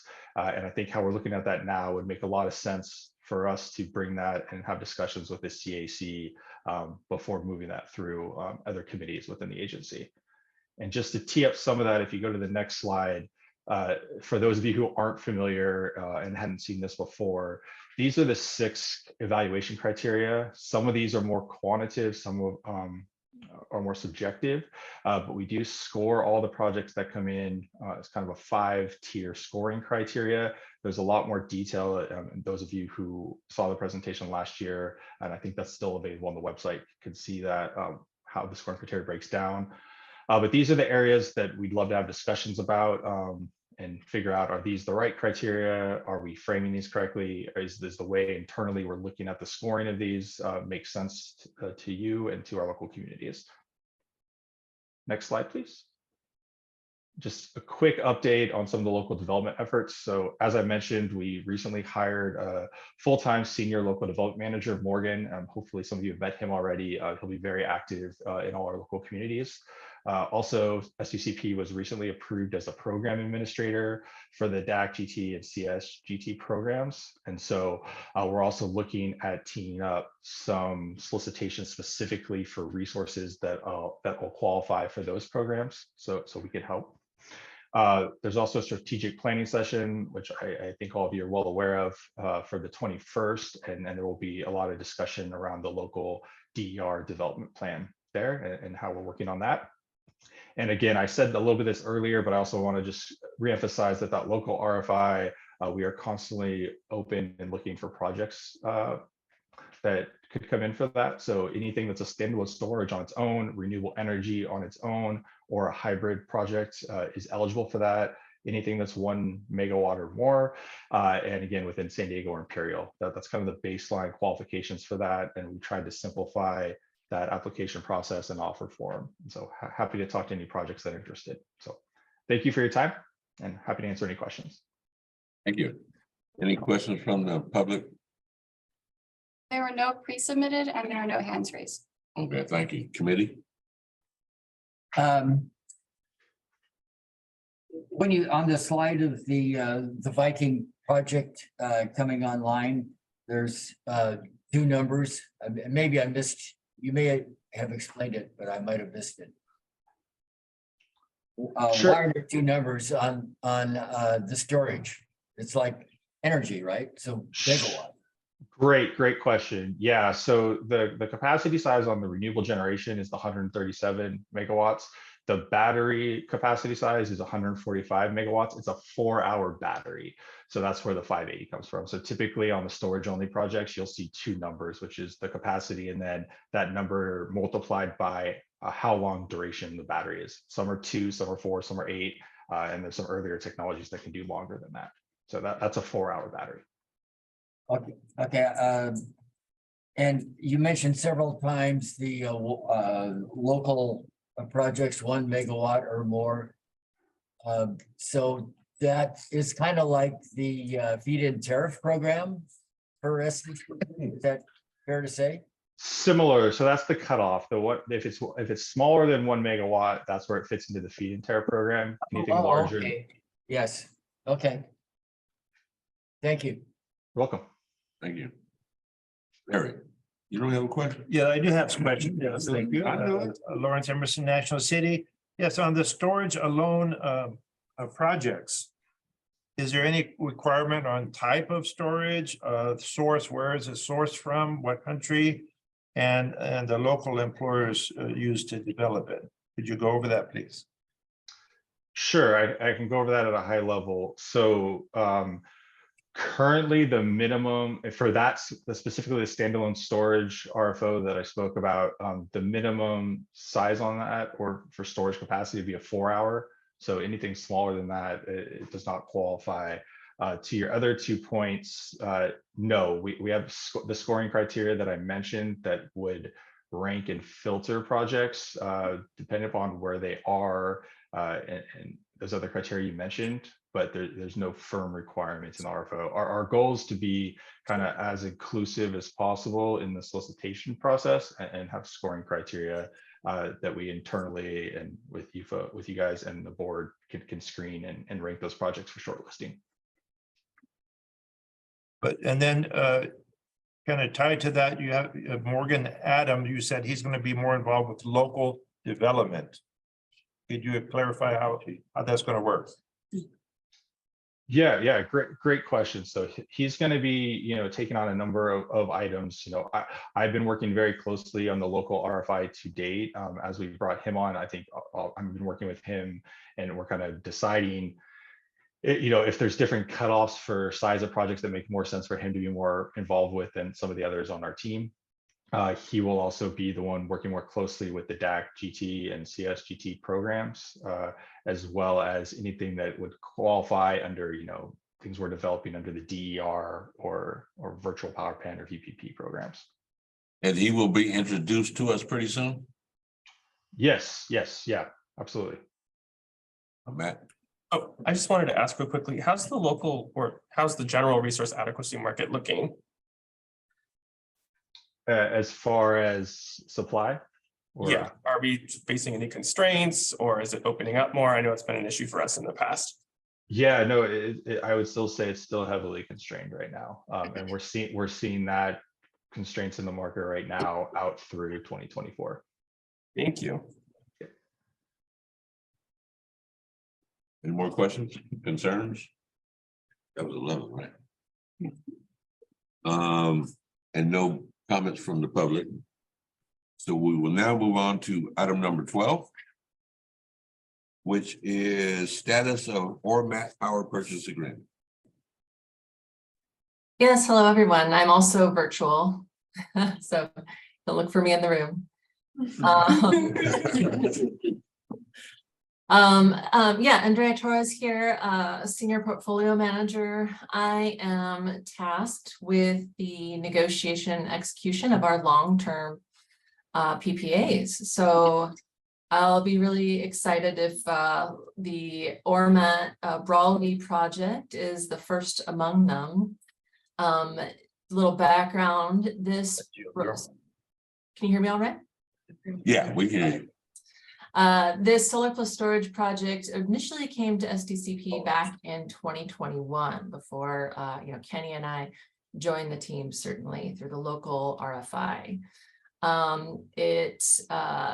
When I joined in late last year, this was a priority project for finalizing and getting through negotiations. It's a 42 megawatt solar and 35 megawatt 4-hour battery storage project in Brawley, California, which is Imperial County. It's located on privately owned land previously zoned for agriculture. It's just to the west of it. You can see on this map is the wastewater treatment plant for the city. Just south of it, there's also a golf course a little bit farther south. It's about 1.2 miles north of the city of Brawley.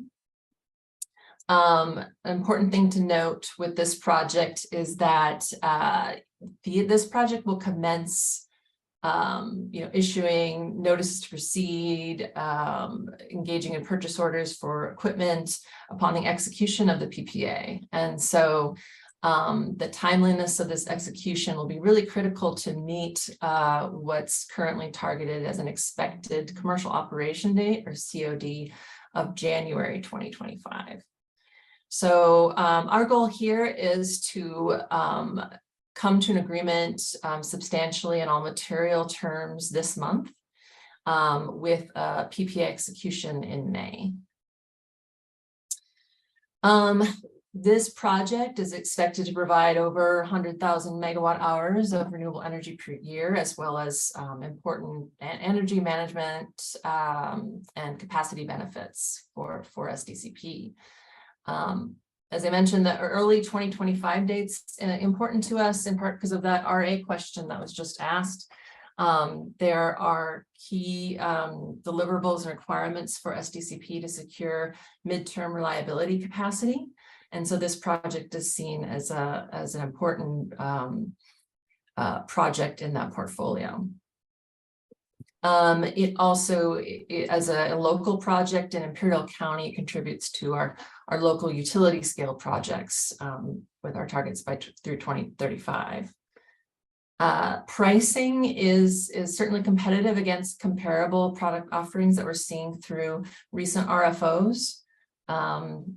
And Ormat is an experienced developer. Their bread and butter has in the past has been a lot of geothermal production, but they have quite a bit of experience with solar and in particular storage as well.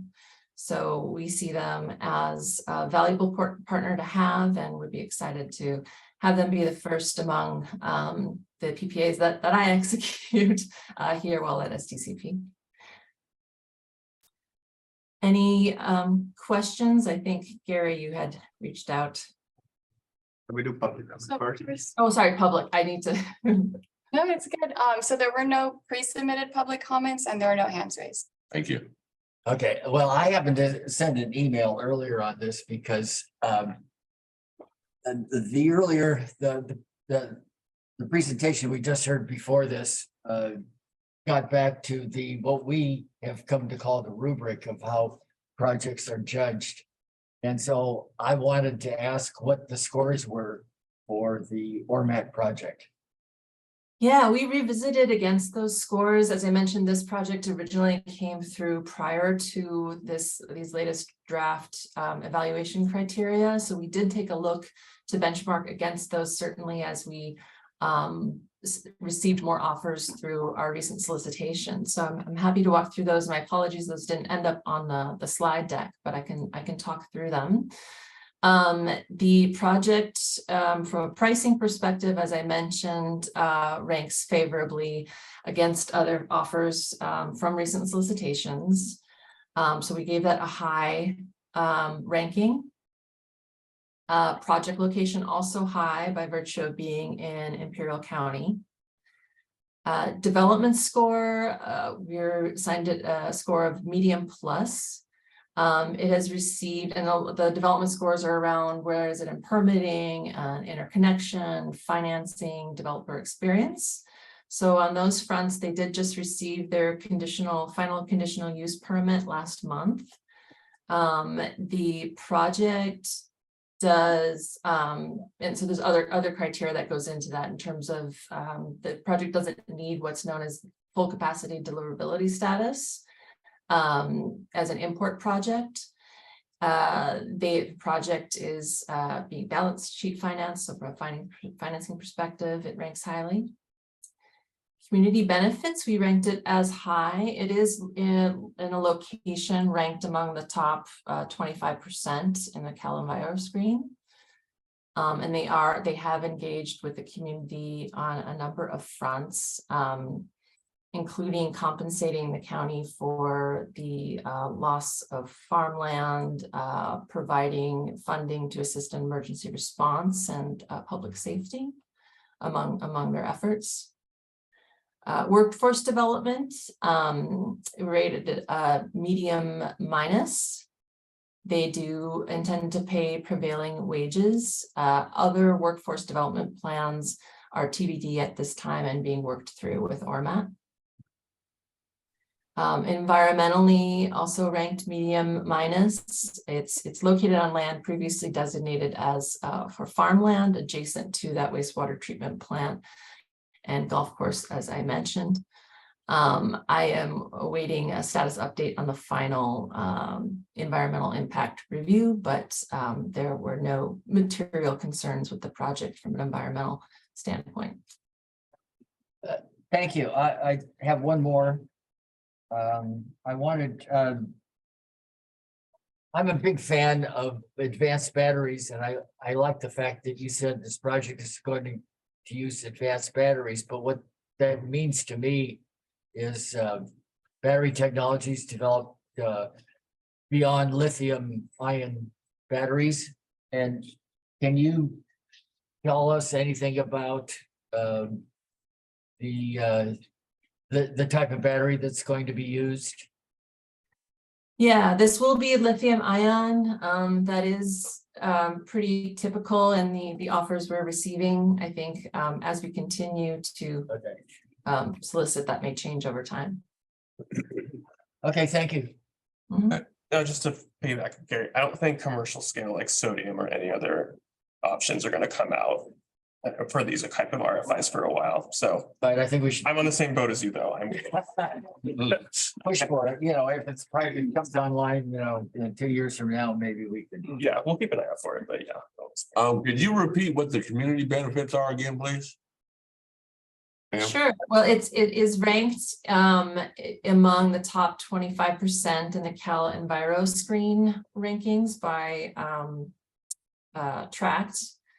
And they are engaging on a number of fronts with the community, with the fire department, with the county on compensating for the loss of farmland.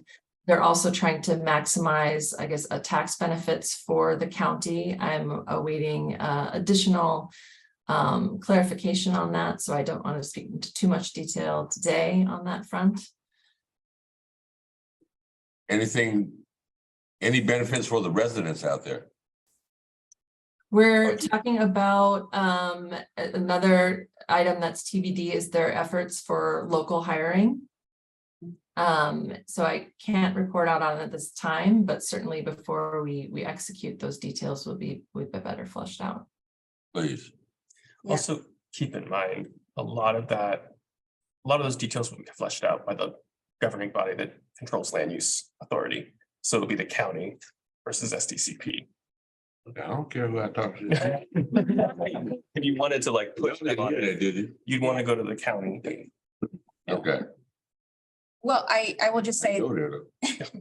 if at some point, do you think we can get access to the EIR that comes out of this project? Imperial County has a lot of environmental justice issues that they're trying to confront in real time.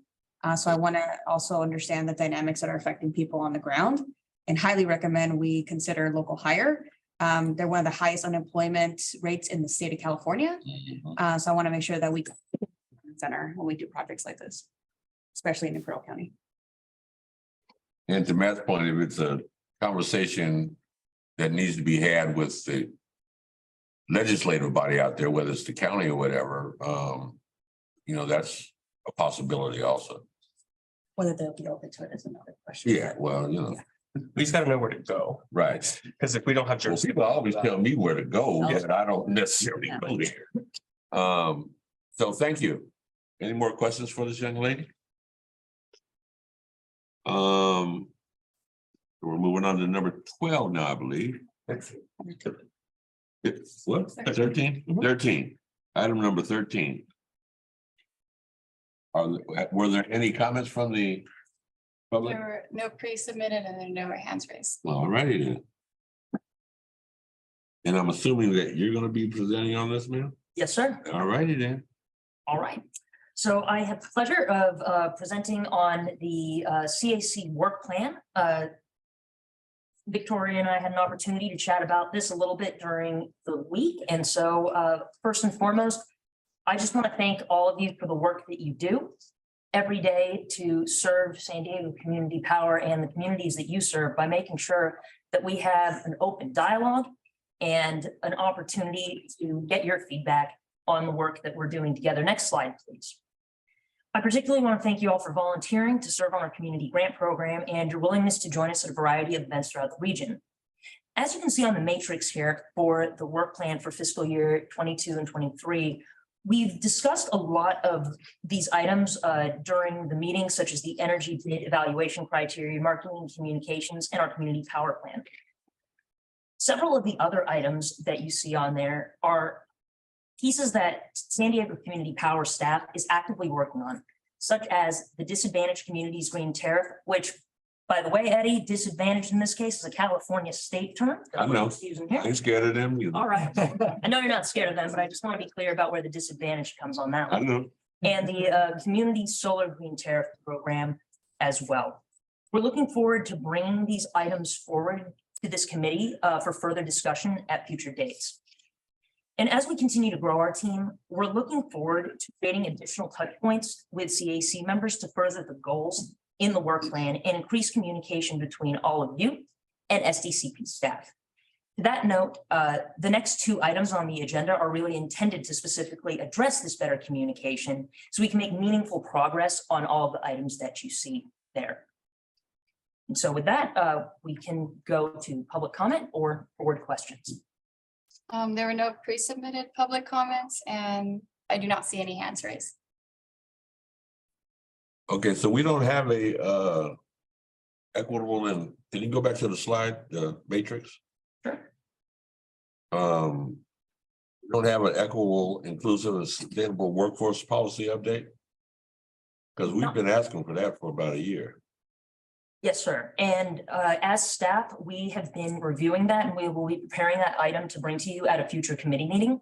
We were just not going to be doing that this month, but it is top of mind for next month's meeting. So is that a commitment that we will be presented with that next month? Because we've been waiting for a year. That's all I'm saying. You didn't have me for a year. Okay, Someone new to yell at. okay. We'll get it to you next month. Next month? Next month. Can somebody write that down, please?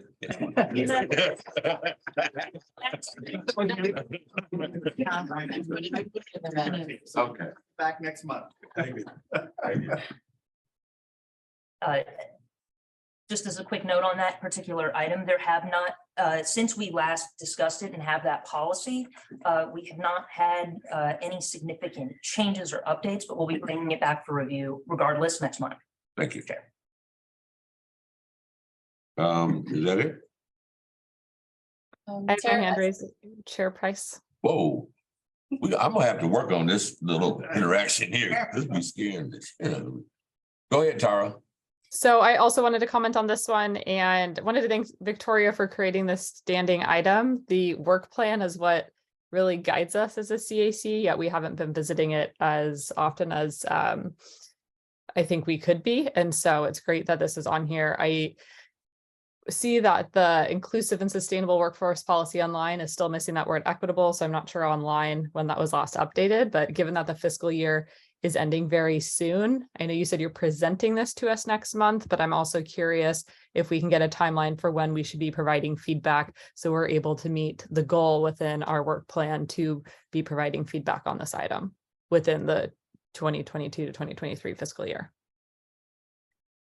So we can get this, we'll make sure we get this, we'll prioritize this, make sure we get this to you ahead of the next meeting. So so you're not reacting to it like on the spot, and then give us a moment to go back and see, and maybe confer with the chair and the vice chair on how much time you'll need. Like, will 2 weeks be enough? Will 3 weeks be enough? Just to be able to give you enough time to get that feedback. So maybe we can try and target the June meeting to your question, but I don't want to make that promise until I've had a chance to really work that timeline and make sure we've got enough time for everyone to consider it in a thoughtful way. Okay. Yeah. Okay. Perhaps we might even need an ad hoc for it. I'm not sure. It'll depend on what it looks like and what more feedback we have to provide. But Chair Price just throwing that idea out there so we can give it the attention that it deserves. Right. Thank you. And to Tara's point, this is our work plan. Like, this is what we do.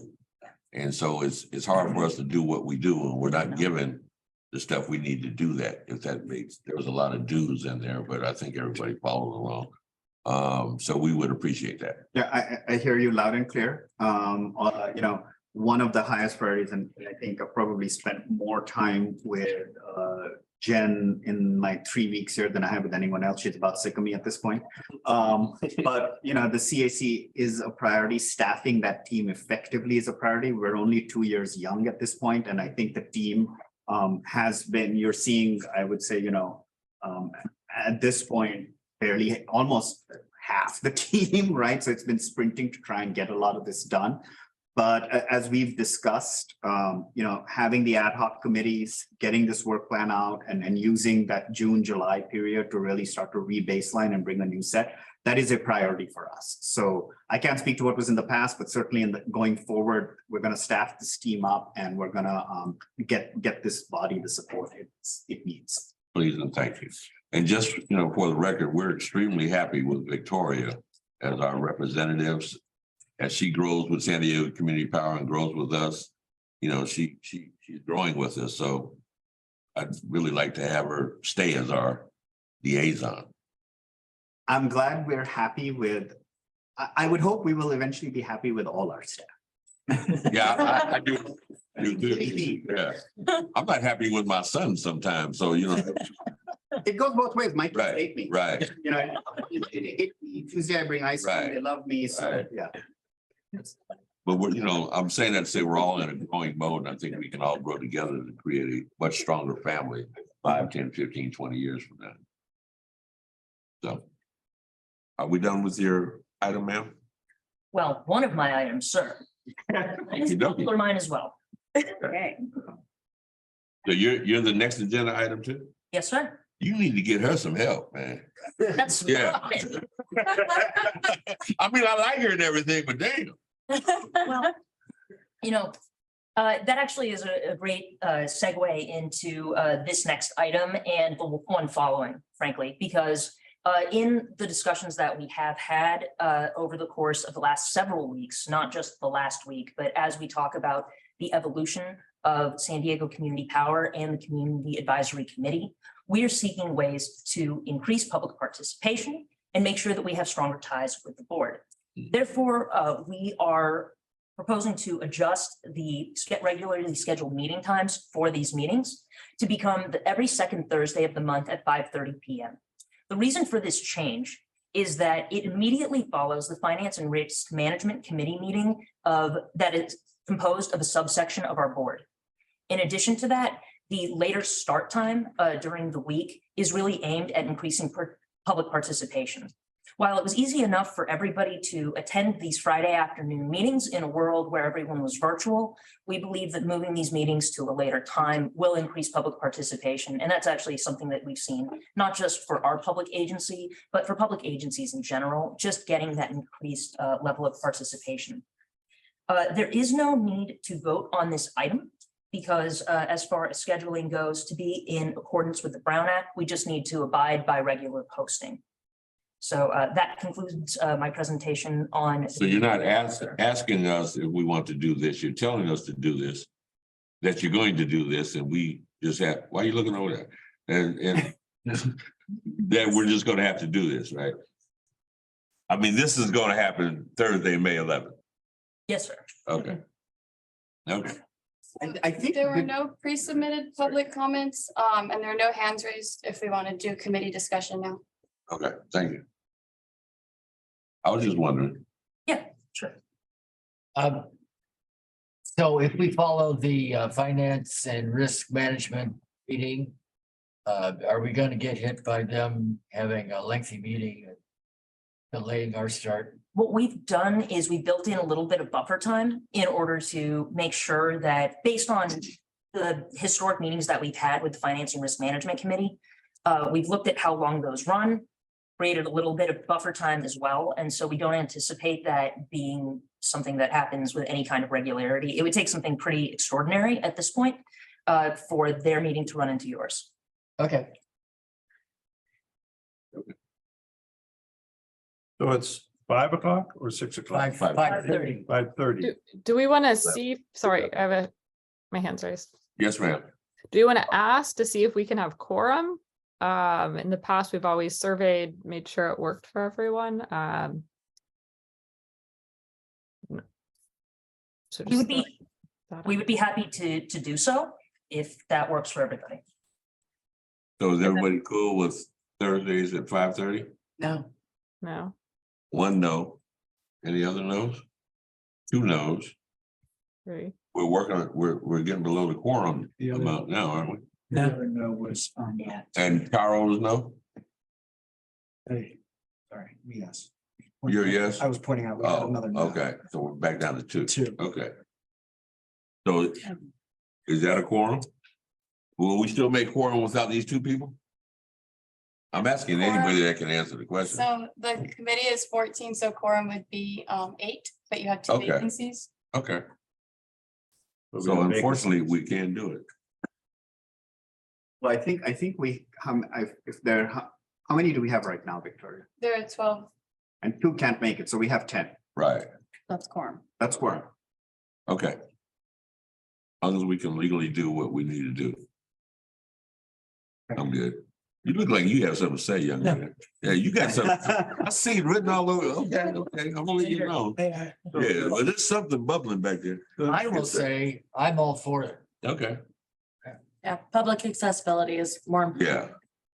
That is important, I agree for the importance as well. Right. It's just night driving for right? me. Me too. Okay. So are we done with that? We're done with, We can carpool and, Possible. because we're in the South Bay. we want to go to the next item. Yeah, that's number 15, correct? Yeah. Item number 15 is discuss the schedule and frequency of ad hoc committees. Next slide, please. Aligned with the discussion of the work. You doing this presentation too? You can't get rid of me that. Go ahead. Chair Price, forgive me and my casualness there. But aligned with the discussion of the work plan earlier, we are working to enhance the communication between the Community Advisory Committee and SDCP staff. And so the Executive Ad Hoc Committee is sunsetting, as ad hoc committees generally are supposed to serve only a limited or single purpose, and they are not to be perpetual and dissolved when their specific task is completed. Therefore, we are proposing creating 2 new ad hoc committees. First, the Programs Ad Hoc Committee, which will serve as an opportunity for our team to work alongside some of you to get feedback on the upcoming programs we have coming online. And secondly, the Community and Equity Committee, which will create opportunities for CAC members to provide feedback to our team as we expand community engagement efforts and look at policy reviews, such as the equitable and sustainable workforce policy that we had been mentioned earlier. And so to give everybody a little bit of time to think about what their roles would like to be, we are actually going to be seeking nominations for these two committees next month. And just a couple of quick notes, the way that that will work is that members of this body can nominate themselves or another member, and then we will be voting on each of those members. And noteworthy as well is that each of these ad hoc committees must have less than a majority of members for the CAC. And one final note as well, outside of the ad hoc committees, one of the things that we are going to be doing to enhance communication going forward is we are going to be providing briefings to every single member of the CAC in groups that are less than a quorum of the individuals in advance of our meetings. That way we can make sure that you have the information that you need to feel more prepared. It will also give you an opportunity to chat with a variety of SDCP staff. So we can really make sure that those connections are a lot stronger. And in theory too, you won't have me for 3 items in a row going forward. So with that, we'd love to open it up to public comment and then board questions. Any public comment? There were no pre-submitted public comments for item 15 and there are no hands raised. Okay, on the ad hoc, is there a barrier for community members to serve on an ad hoc committee? Sir, the members of the ad hoc committee must be members of the body for which the ad hoc serves. Okay. Question. Go ahead. Yeah, the briefings that you're mentioning, does that also include the board of directors or is it just a CAC? These will just be members of the CAC and not include our board of directors. Okay, was there a consideration of having both of us?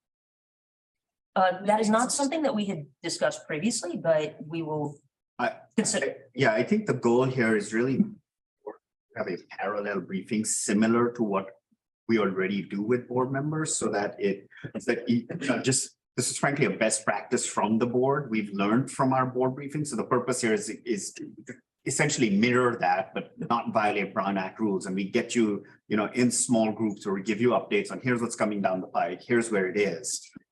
So that's where we're going with. Perfect, thank you. I knew it. Larry? Well, I was not on the other ad hoc committee, but I thought there was supposed to be one for the executive, working with the executive staff. Sunset. That is sunsetting, sir. But I never really heard report back on what you guys did.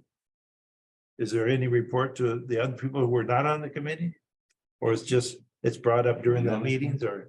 The executive ad hoc committee was often used as an opportunity to talk about what some of the items that were going to be coming to the CAC might be at various points. And so many of the items that were discussed there were brought to this body. Yes. And so now instead of limiting it to that executive ad hoc, we're doing everybody, essentially. We took some of the lessons learned from that, and now we're broadening it out. And then this on programs, can you give examples of what programs you're speaking about that will be Sure. included for that? So, for example, we've got our DAC GT and CSGT programs that we are, it's in its very early stages now, but this is an opportunity to solicit feedback from the CAC as we're in the midst of developing these programs about ways that the community, would like to hear from us, providing that feedback on the plans that we're making to make sure that those programs are actually being utilized well by the communities that we're seeking to serve, and that we're meeting the needs of the community, frankly. That way, we've really got that feedback coming into us, so we're being thoughtful about the way that we're putting these together. Does that answer your question, or I can go a little? So if we're gonna be, people are gonna be selected next month, it'd be good kind of an outline of what the programs we'll be looking at, and the other committee was community and equity, what items would be, outlined underneath both of those as we decide next meeting. Happy to do so. We wanted to make sure that this item was in front of you this month. And so over the course of the next month, we'll be fleshing out some of the activities for both of the ad hoc committees and presenting more in full next month. Okay, thank you. And the initial term of these ad hoc committees, 6 months or a year? These will be for 6 months. We can have them for up to a year before we must sunset them. Okay. Any more questions, concerns? We good?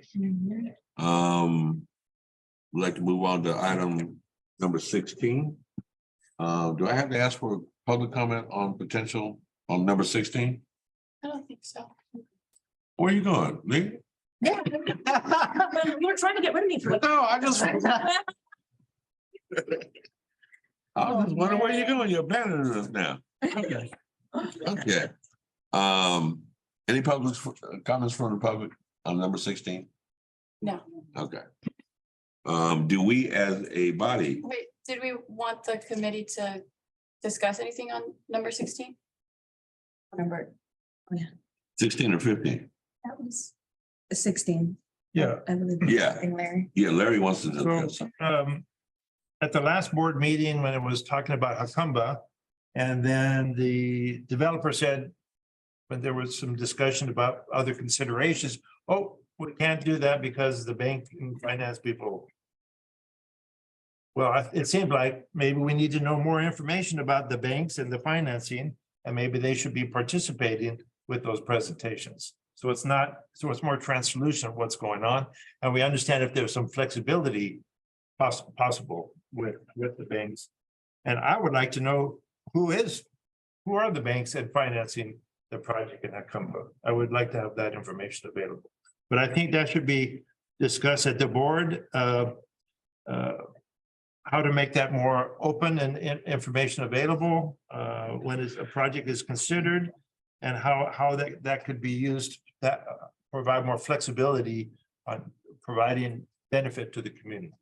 So that's one topic. The other one, someone brought up earlier about the fixed rate proposals by income, I think it is, or the fees, and that's going to be, I don't know if that's going to be was going to be discussed at the CAC, or that's something going to be discussed at the board meeting, but I think we all need to understand how that works.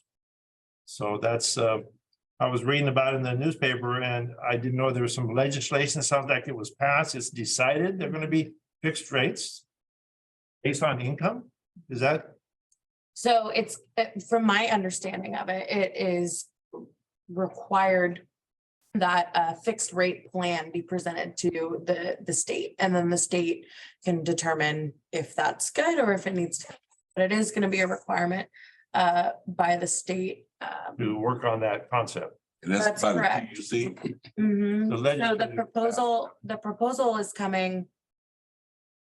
I think it may have already been submitted to the state. If not, it's coming in the next couple of weeks from SDG&E. So I'm not sure if San Diego Community Power has to do the same, but I would imagine we may. Are there other potential items? That way we're not talking about future things now. Were there any other items that we would want to bring? To the board. I have one. Yes, Tara. So as a CAC, we had been pushing SDCP to keep net metering 2.0 once tomorrow, net metering 3.0 goes in effect for anyone submitting their SDG&E interconnection application. And we were told a couple of months ago, this was something we discussed in the ad hoc, that SDCP couldn't do that. It would be too complicated on the billing side, like to bill differently than SDG&E, even though I know CCEs can create their own rates. And then there are also SDG&E fees that are going to happen with net metering 3.0 that aren't happening with 2.0.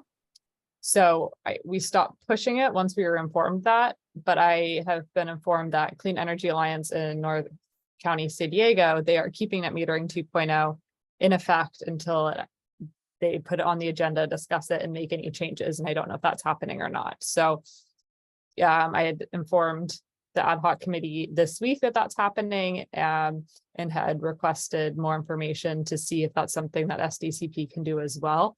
And I think that this would be something great for the board to be informed of and to discuss.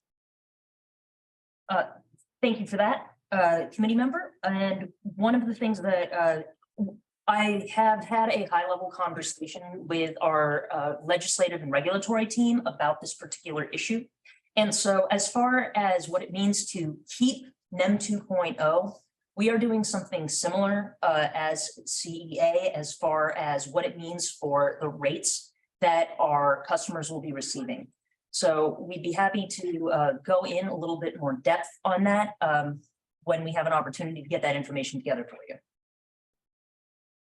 If there's any, like, solar companies right now are designing projects for people, and if we're uninformed and solar companies don't know, the end consumer is going to be getting proposals that are not accurate to their actual bill savings, and it has a huge potential to be really negative for clean energy here in San Diego. So I highly, highly recommend that information gets disseminated to us and the public very soon. Maybe do a training with solar installers, letting them know what the offering is. I'm not sure if that's on the website already, but I think a lot of education is needed around this item.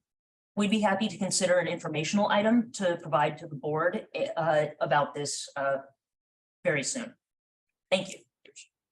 I can also, on the other two items, I think the first order of business that we will do to get back and just inform is to consult with general counsel. Contract negotiations and power contracts are generally have certain guardrails around them on who can do what, who can opine, who has jurisdiction over what. And so I think what we can certainly do is consult with general counsel on the extent to which an advisory committee can be involved in detailed financial and business dealings. So we'll ask that bright line question. The other question we'll also ask is the extent to which how much can be revealed, and that's to some extent we'll need guidance from, frankly, these banks and financing companies as counsels, because some of them don't want to reveal, right? So we'll try and get. They don't want to reveal that they're the bank. No, they don't necessarily want to reveal details of what their contracts, their transactions are. So I think we need some guidance from that. So what we can certainly do as an action item is to get guidance from legal counsel on what an advisory council can do, what a board of directors can do, and where the banks, and get some from that. So I think that will help inform our discussion here, so that we're asking.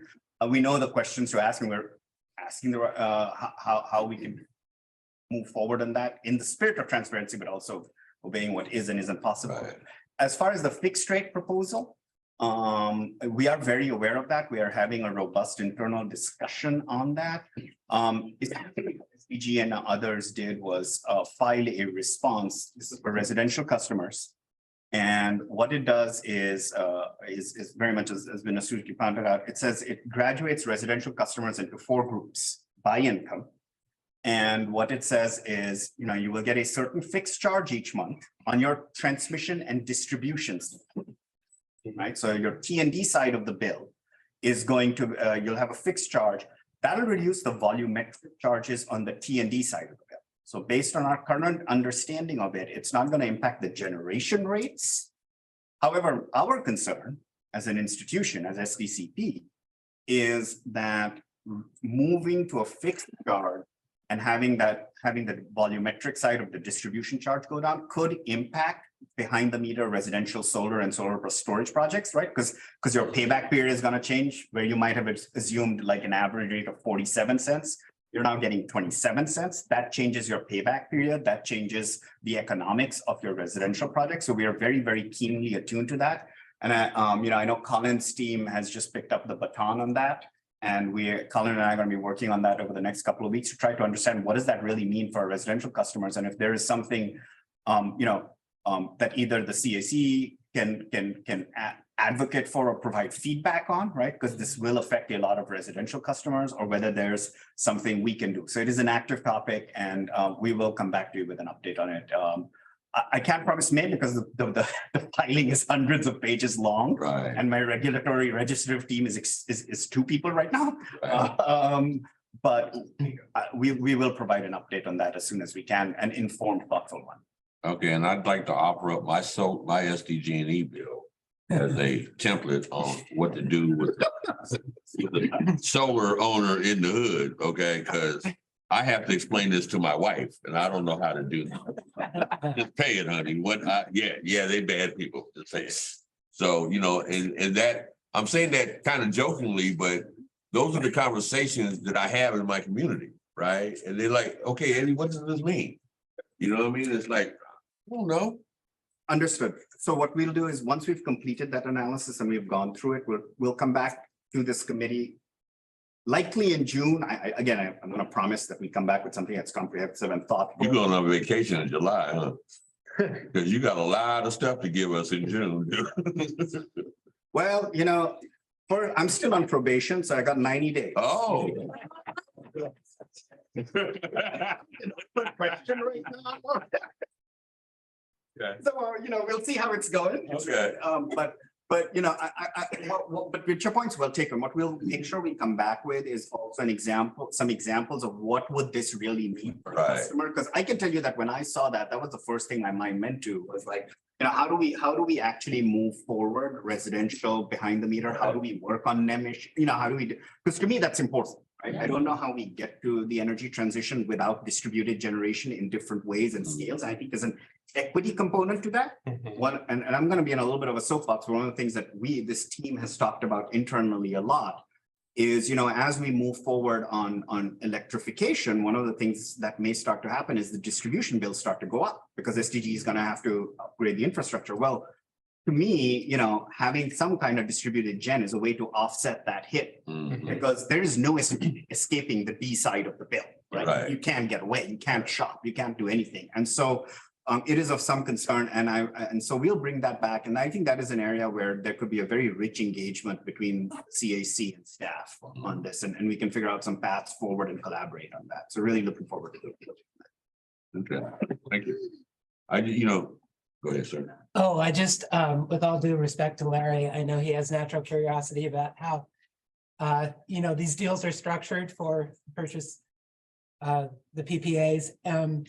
I just was thinking that the business side of these deals is really of little relevance to this CAC and even to some extent to the board. Because what would we do with that information anyway, if we knew who the investors were in the project? I mean, we're really concerned with the things like community benefits, environmental impact, workforce, you know, those things in the matrix, the evaluation matrix. So I just wanted to kind of bring the focus back to what the scope of this body is for. And thank you. I was going to mention that also, that I don't need to know what Colin knows or what Byron knows, right? But I do know community, and that's, you know, I'm the chair of the community advisory group. And so anything that has anything to do with any community that we have an effect on, I'd like us to be able to look at that to see, you know, where we go from here, right? Because, you know, and I think I've told Karen this, I don't want to be the second best CCA in the state of California. I want total world domination for CCAs around the globe, right? And in order to do that, it's going to be sometimes uncomfortable and sometimes challenging, right? To grow into the place where we need to be. But I believe we can do it. And that's how we started off.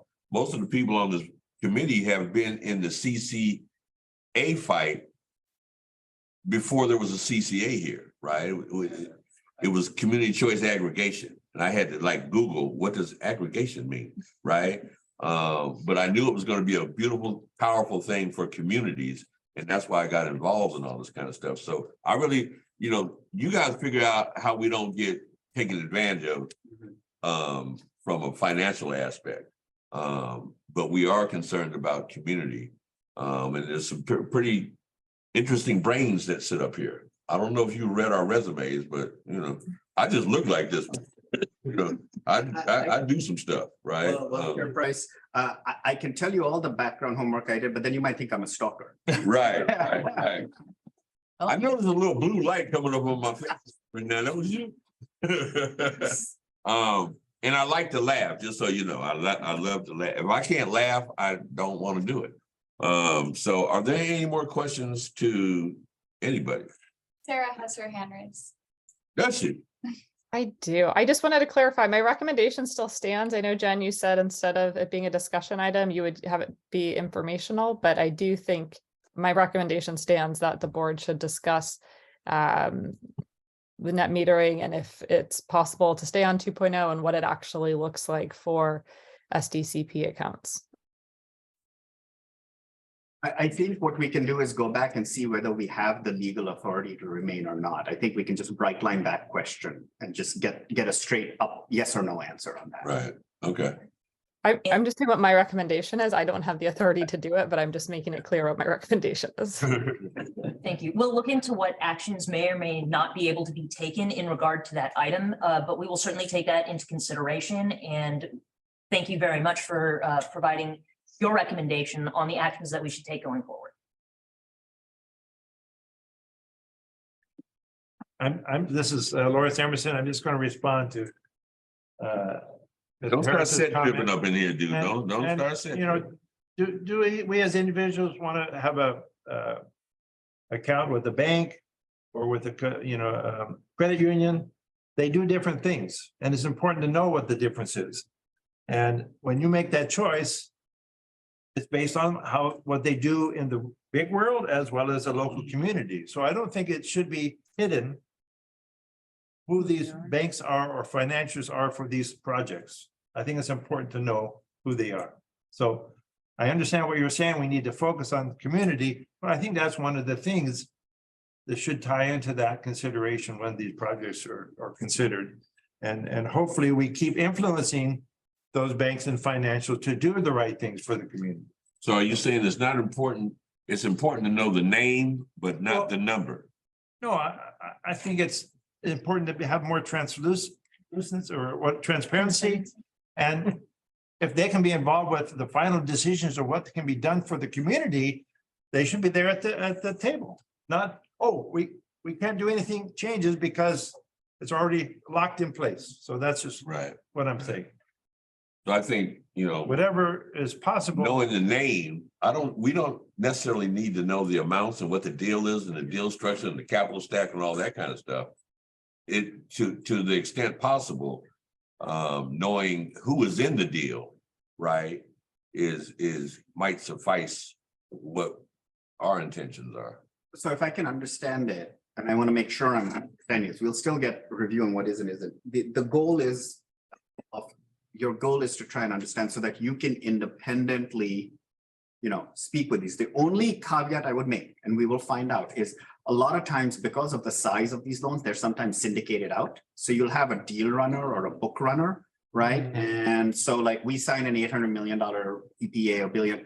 What's going to happen is the book runner will go and syndicate it out to 20 people, right? And now it's like, well, who were those? And I don't know that we have visibility into that. I don't know that, and that may be large investment firms, right? It may be BlackRock, maybe Vanguard, we don't know. So, I think what I'm also hearing is a little bit is that really what you're thinking about is an ESG aspect to banking activities. Let me see how much.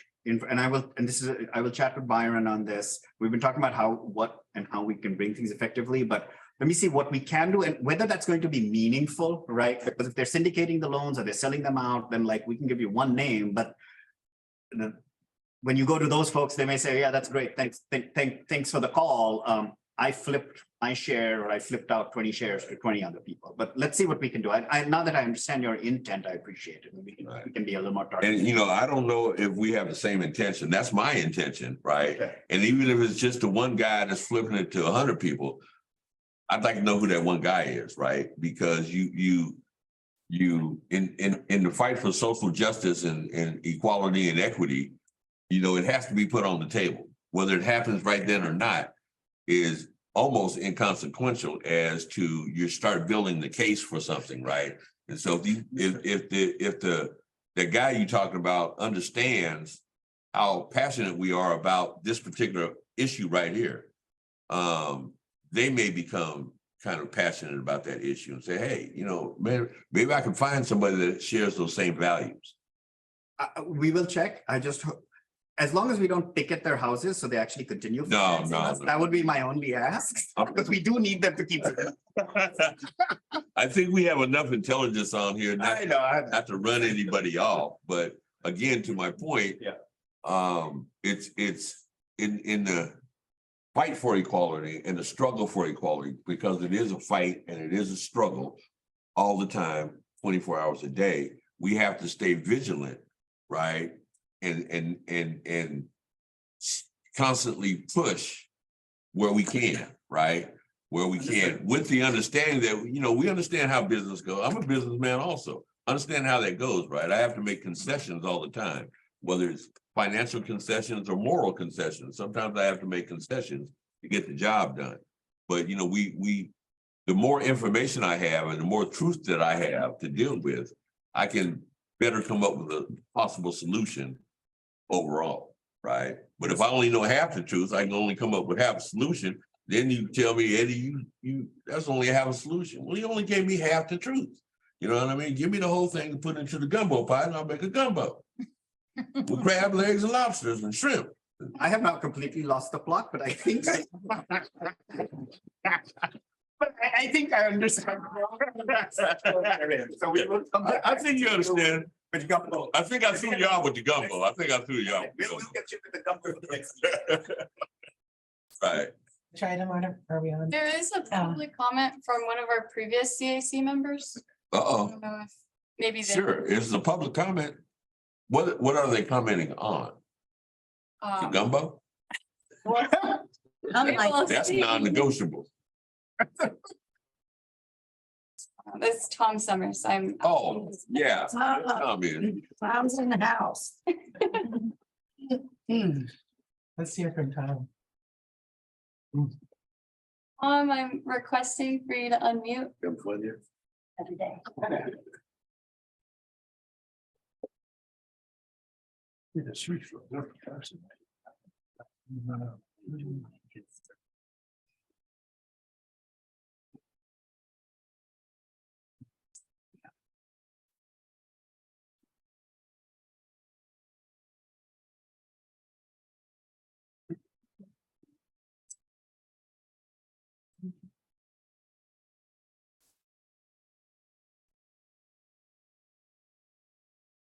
I can text you.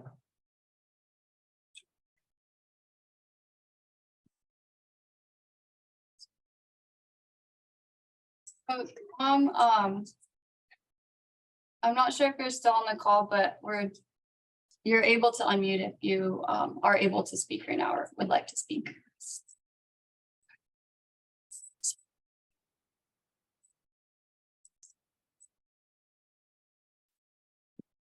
I guess while the chair is out, if this a recess or just waiting for a little bit. I think we're just waiting. I just texted him too. We miss you. Oh, perfect.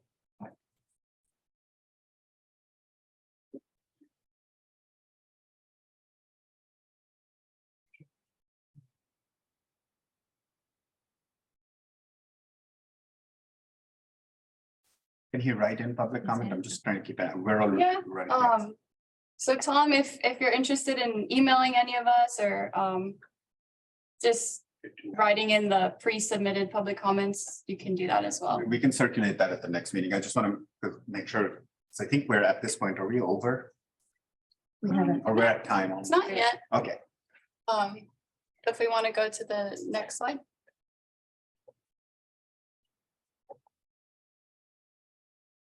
So item 17, are there any committee member announcements? I just want to share that La Mesa Juneteenth is happening on Sunday, June 18th, again this year. It was huge last year and I'm helping them out with planning, but I think we should definitely have a table there and I'm happy to get that set up. It's not just attended by La Mesans, but people from all over the county. So we're excited about that and I think we should have a table there. Thank you. Well, I have an announcement. My organization was given a 2011 electric Leaf. I don't know if y'all know about 2011 Leafs, but it won't make it from my house to here on a full charge. But what I'm going to do is turn it into a lowrider, right? With hydraulics and everything, right? Tint the window, blow the brains out. That means put a sunroof in, sir. And use it as a showcase car to the low riding community, which is extremely large. So I'm working with some Hispanic low riders and Black low riders. And hopefully we'll be able to put San Diego Community Power on there somewhere, right? Because I know it may sound crazy if you don't live in our communities, but they're really something in our communities, That's right? right. Everybody wants a slab to drop, right? And this is a slab to drop means you lower the car all the way down. This is challenging because it's the ugliest little car I've ever seen in my life. It's sitting in front of my house now. I just like, what the hell am I supposed to do with that? But I'm gonna figure it out. I'm gonna figure it out. And it will be the joy that it's getting from announcing it. It's gonna be that way when it's in a parade somewhere, doing whatever it's doing. So I just want to let everybody know that I'm gonna have the ugliest lowrider in Southern California. Your price is the former owner of a 2013 Nissan Leaf. I secretly, I feel my pain. I feel your, I was secretly very grateful when the kids outgrew it. Yeah. Because I was like, oh, thank goodness. There is a Nissan, there used to be, I don't know if it's still true, but Nissan early generations, they had a battery chemistry that wasn't up to spec. So Nissan would do a free battery replacement. Right. Yeah, I'm working with from Tom Summers actually. There's a EV charge place up in Vista, but the car won't make it to Vista.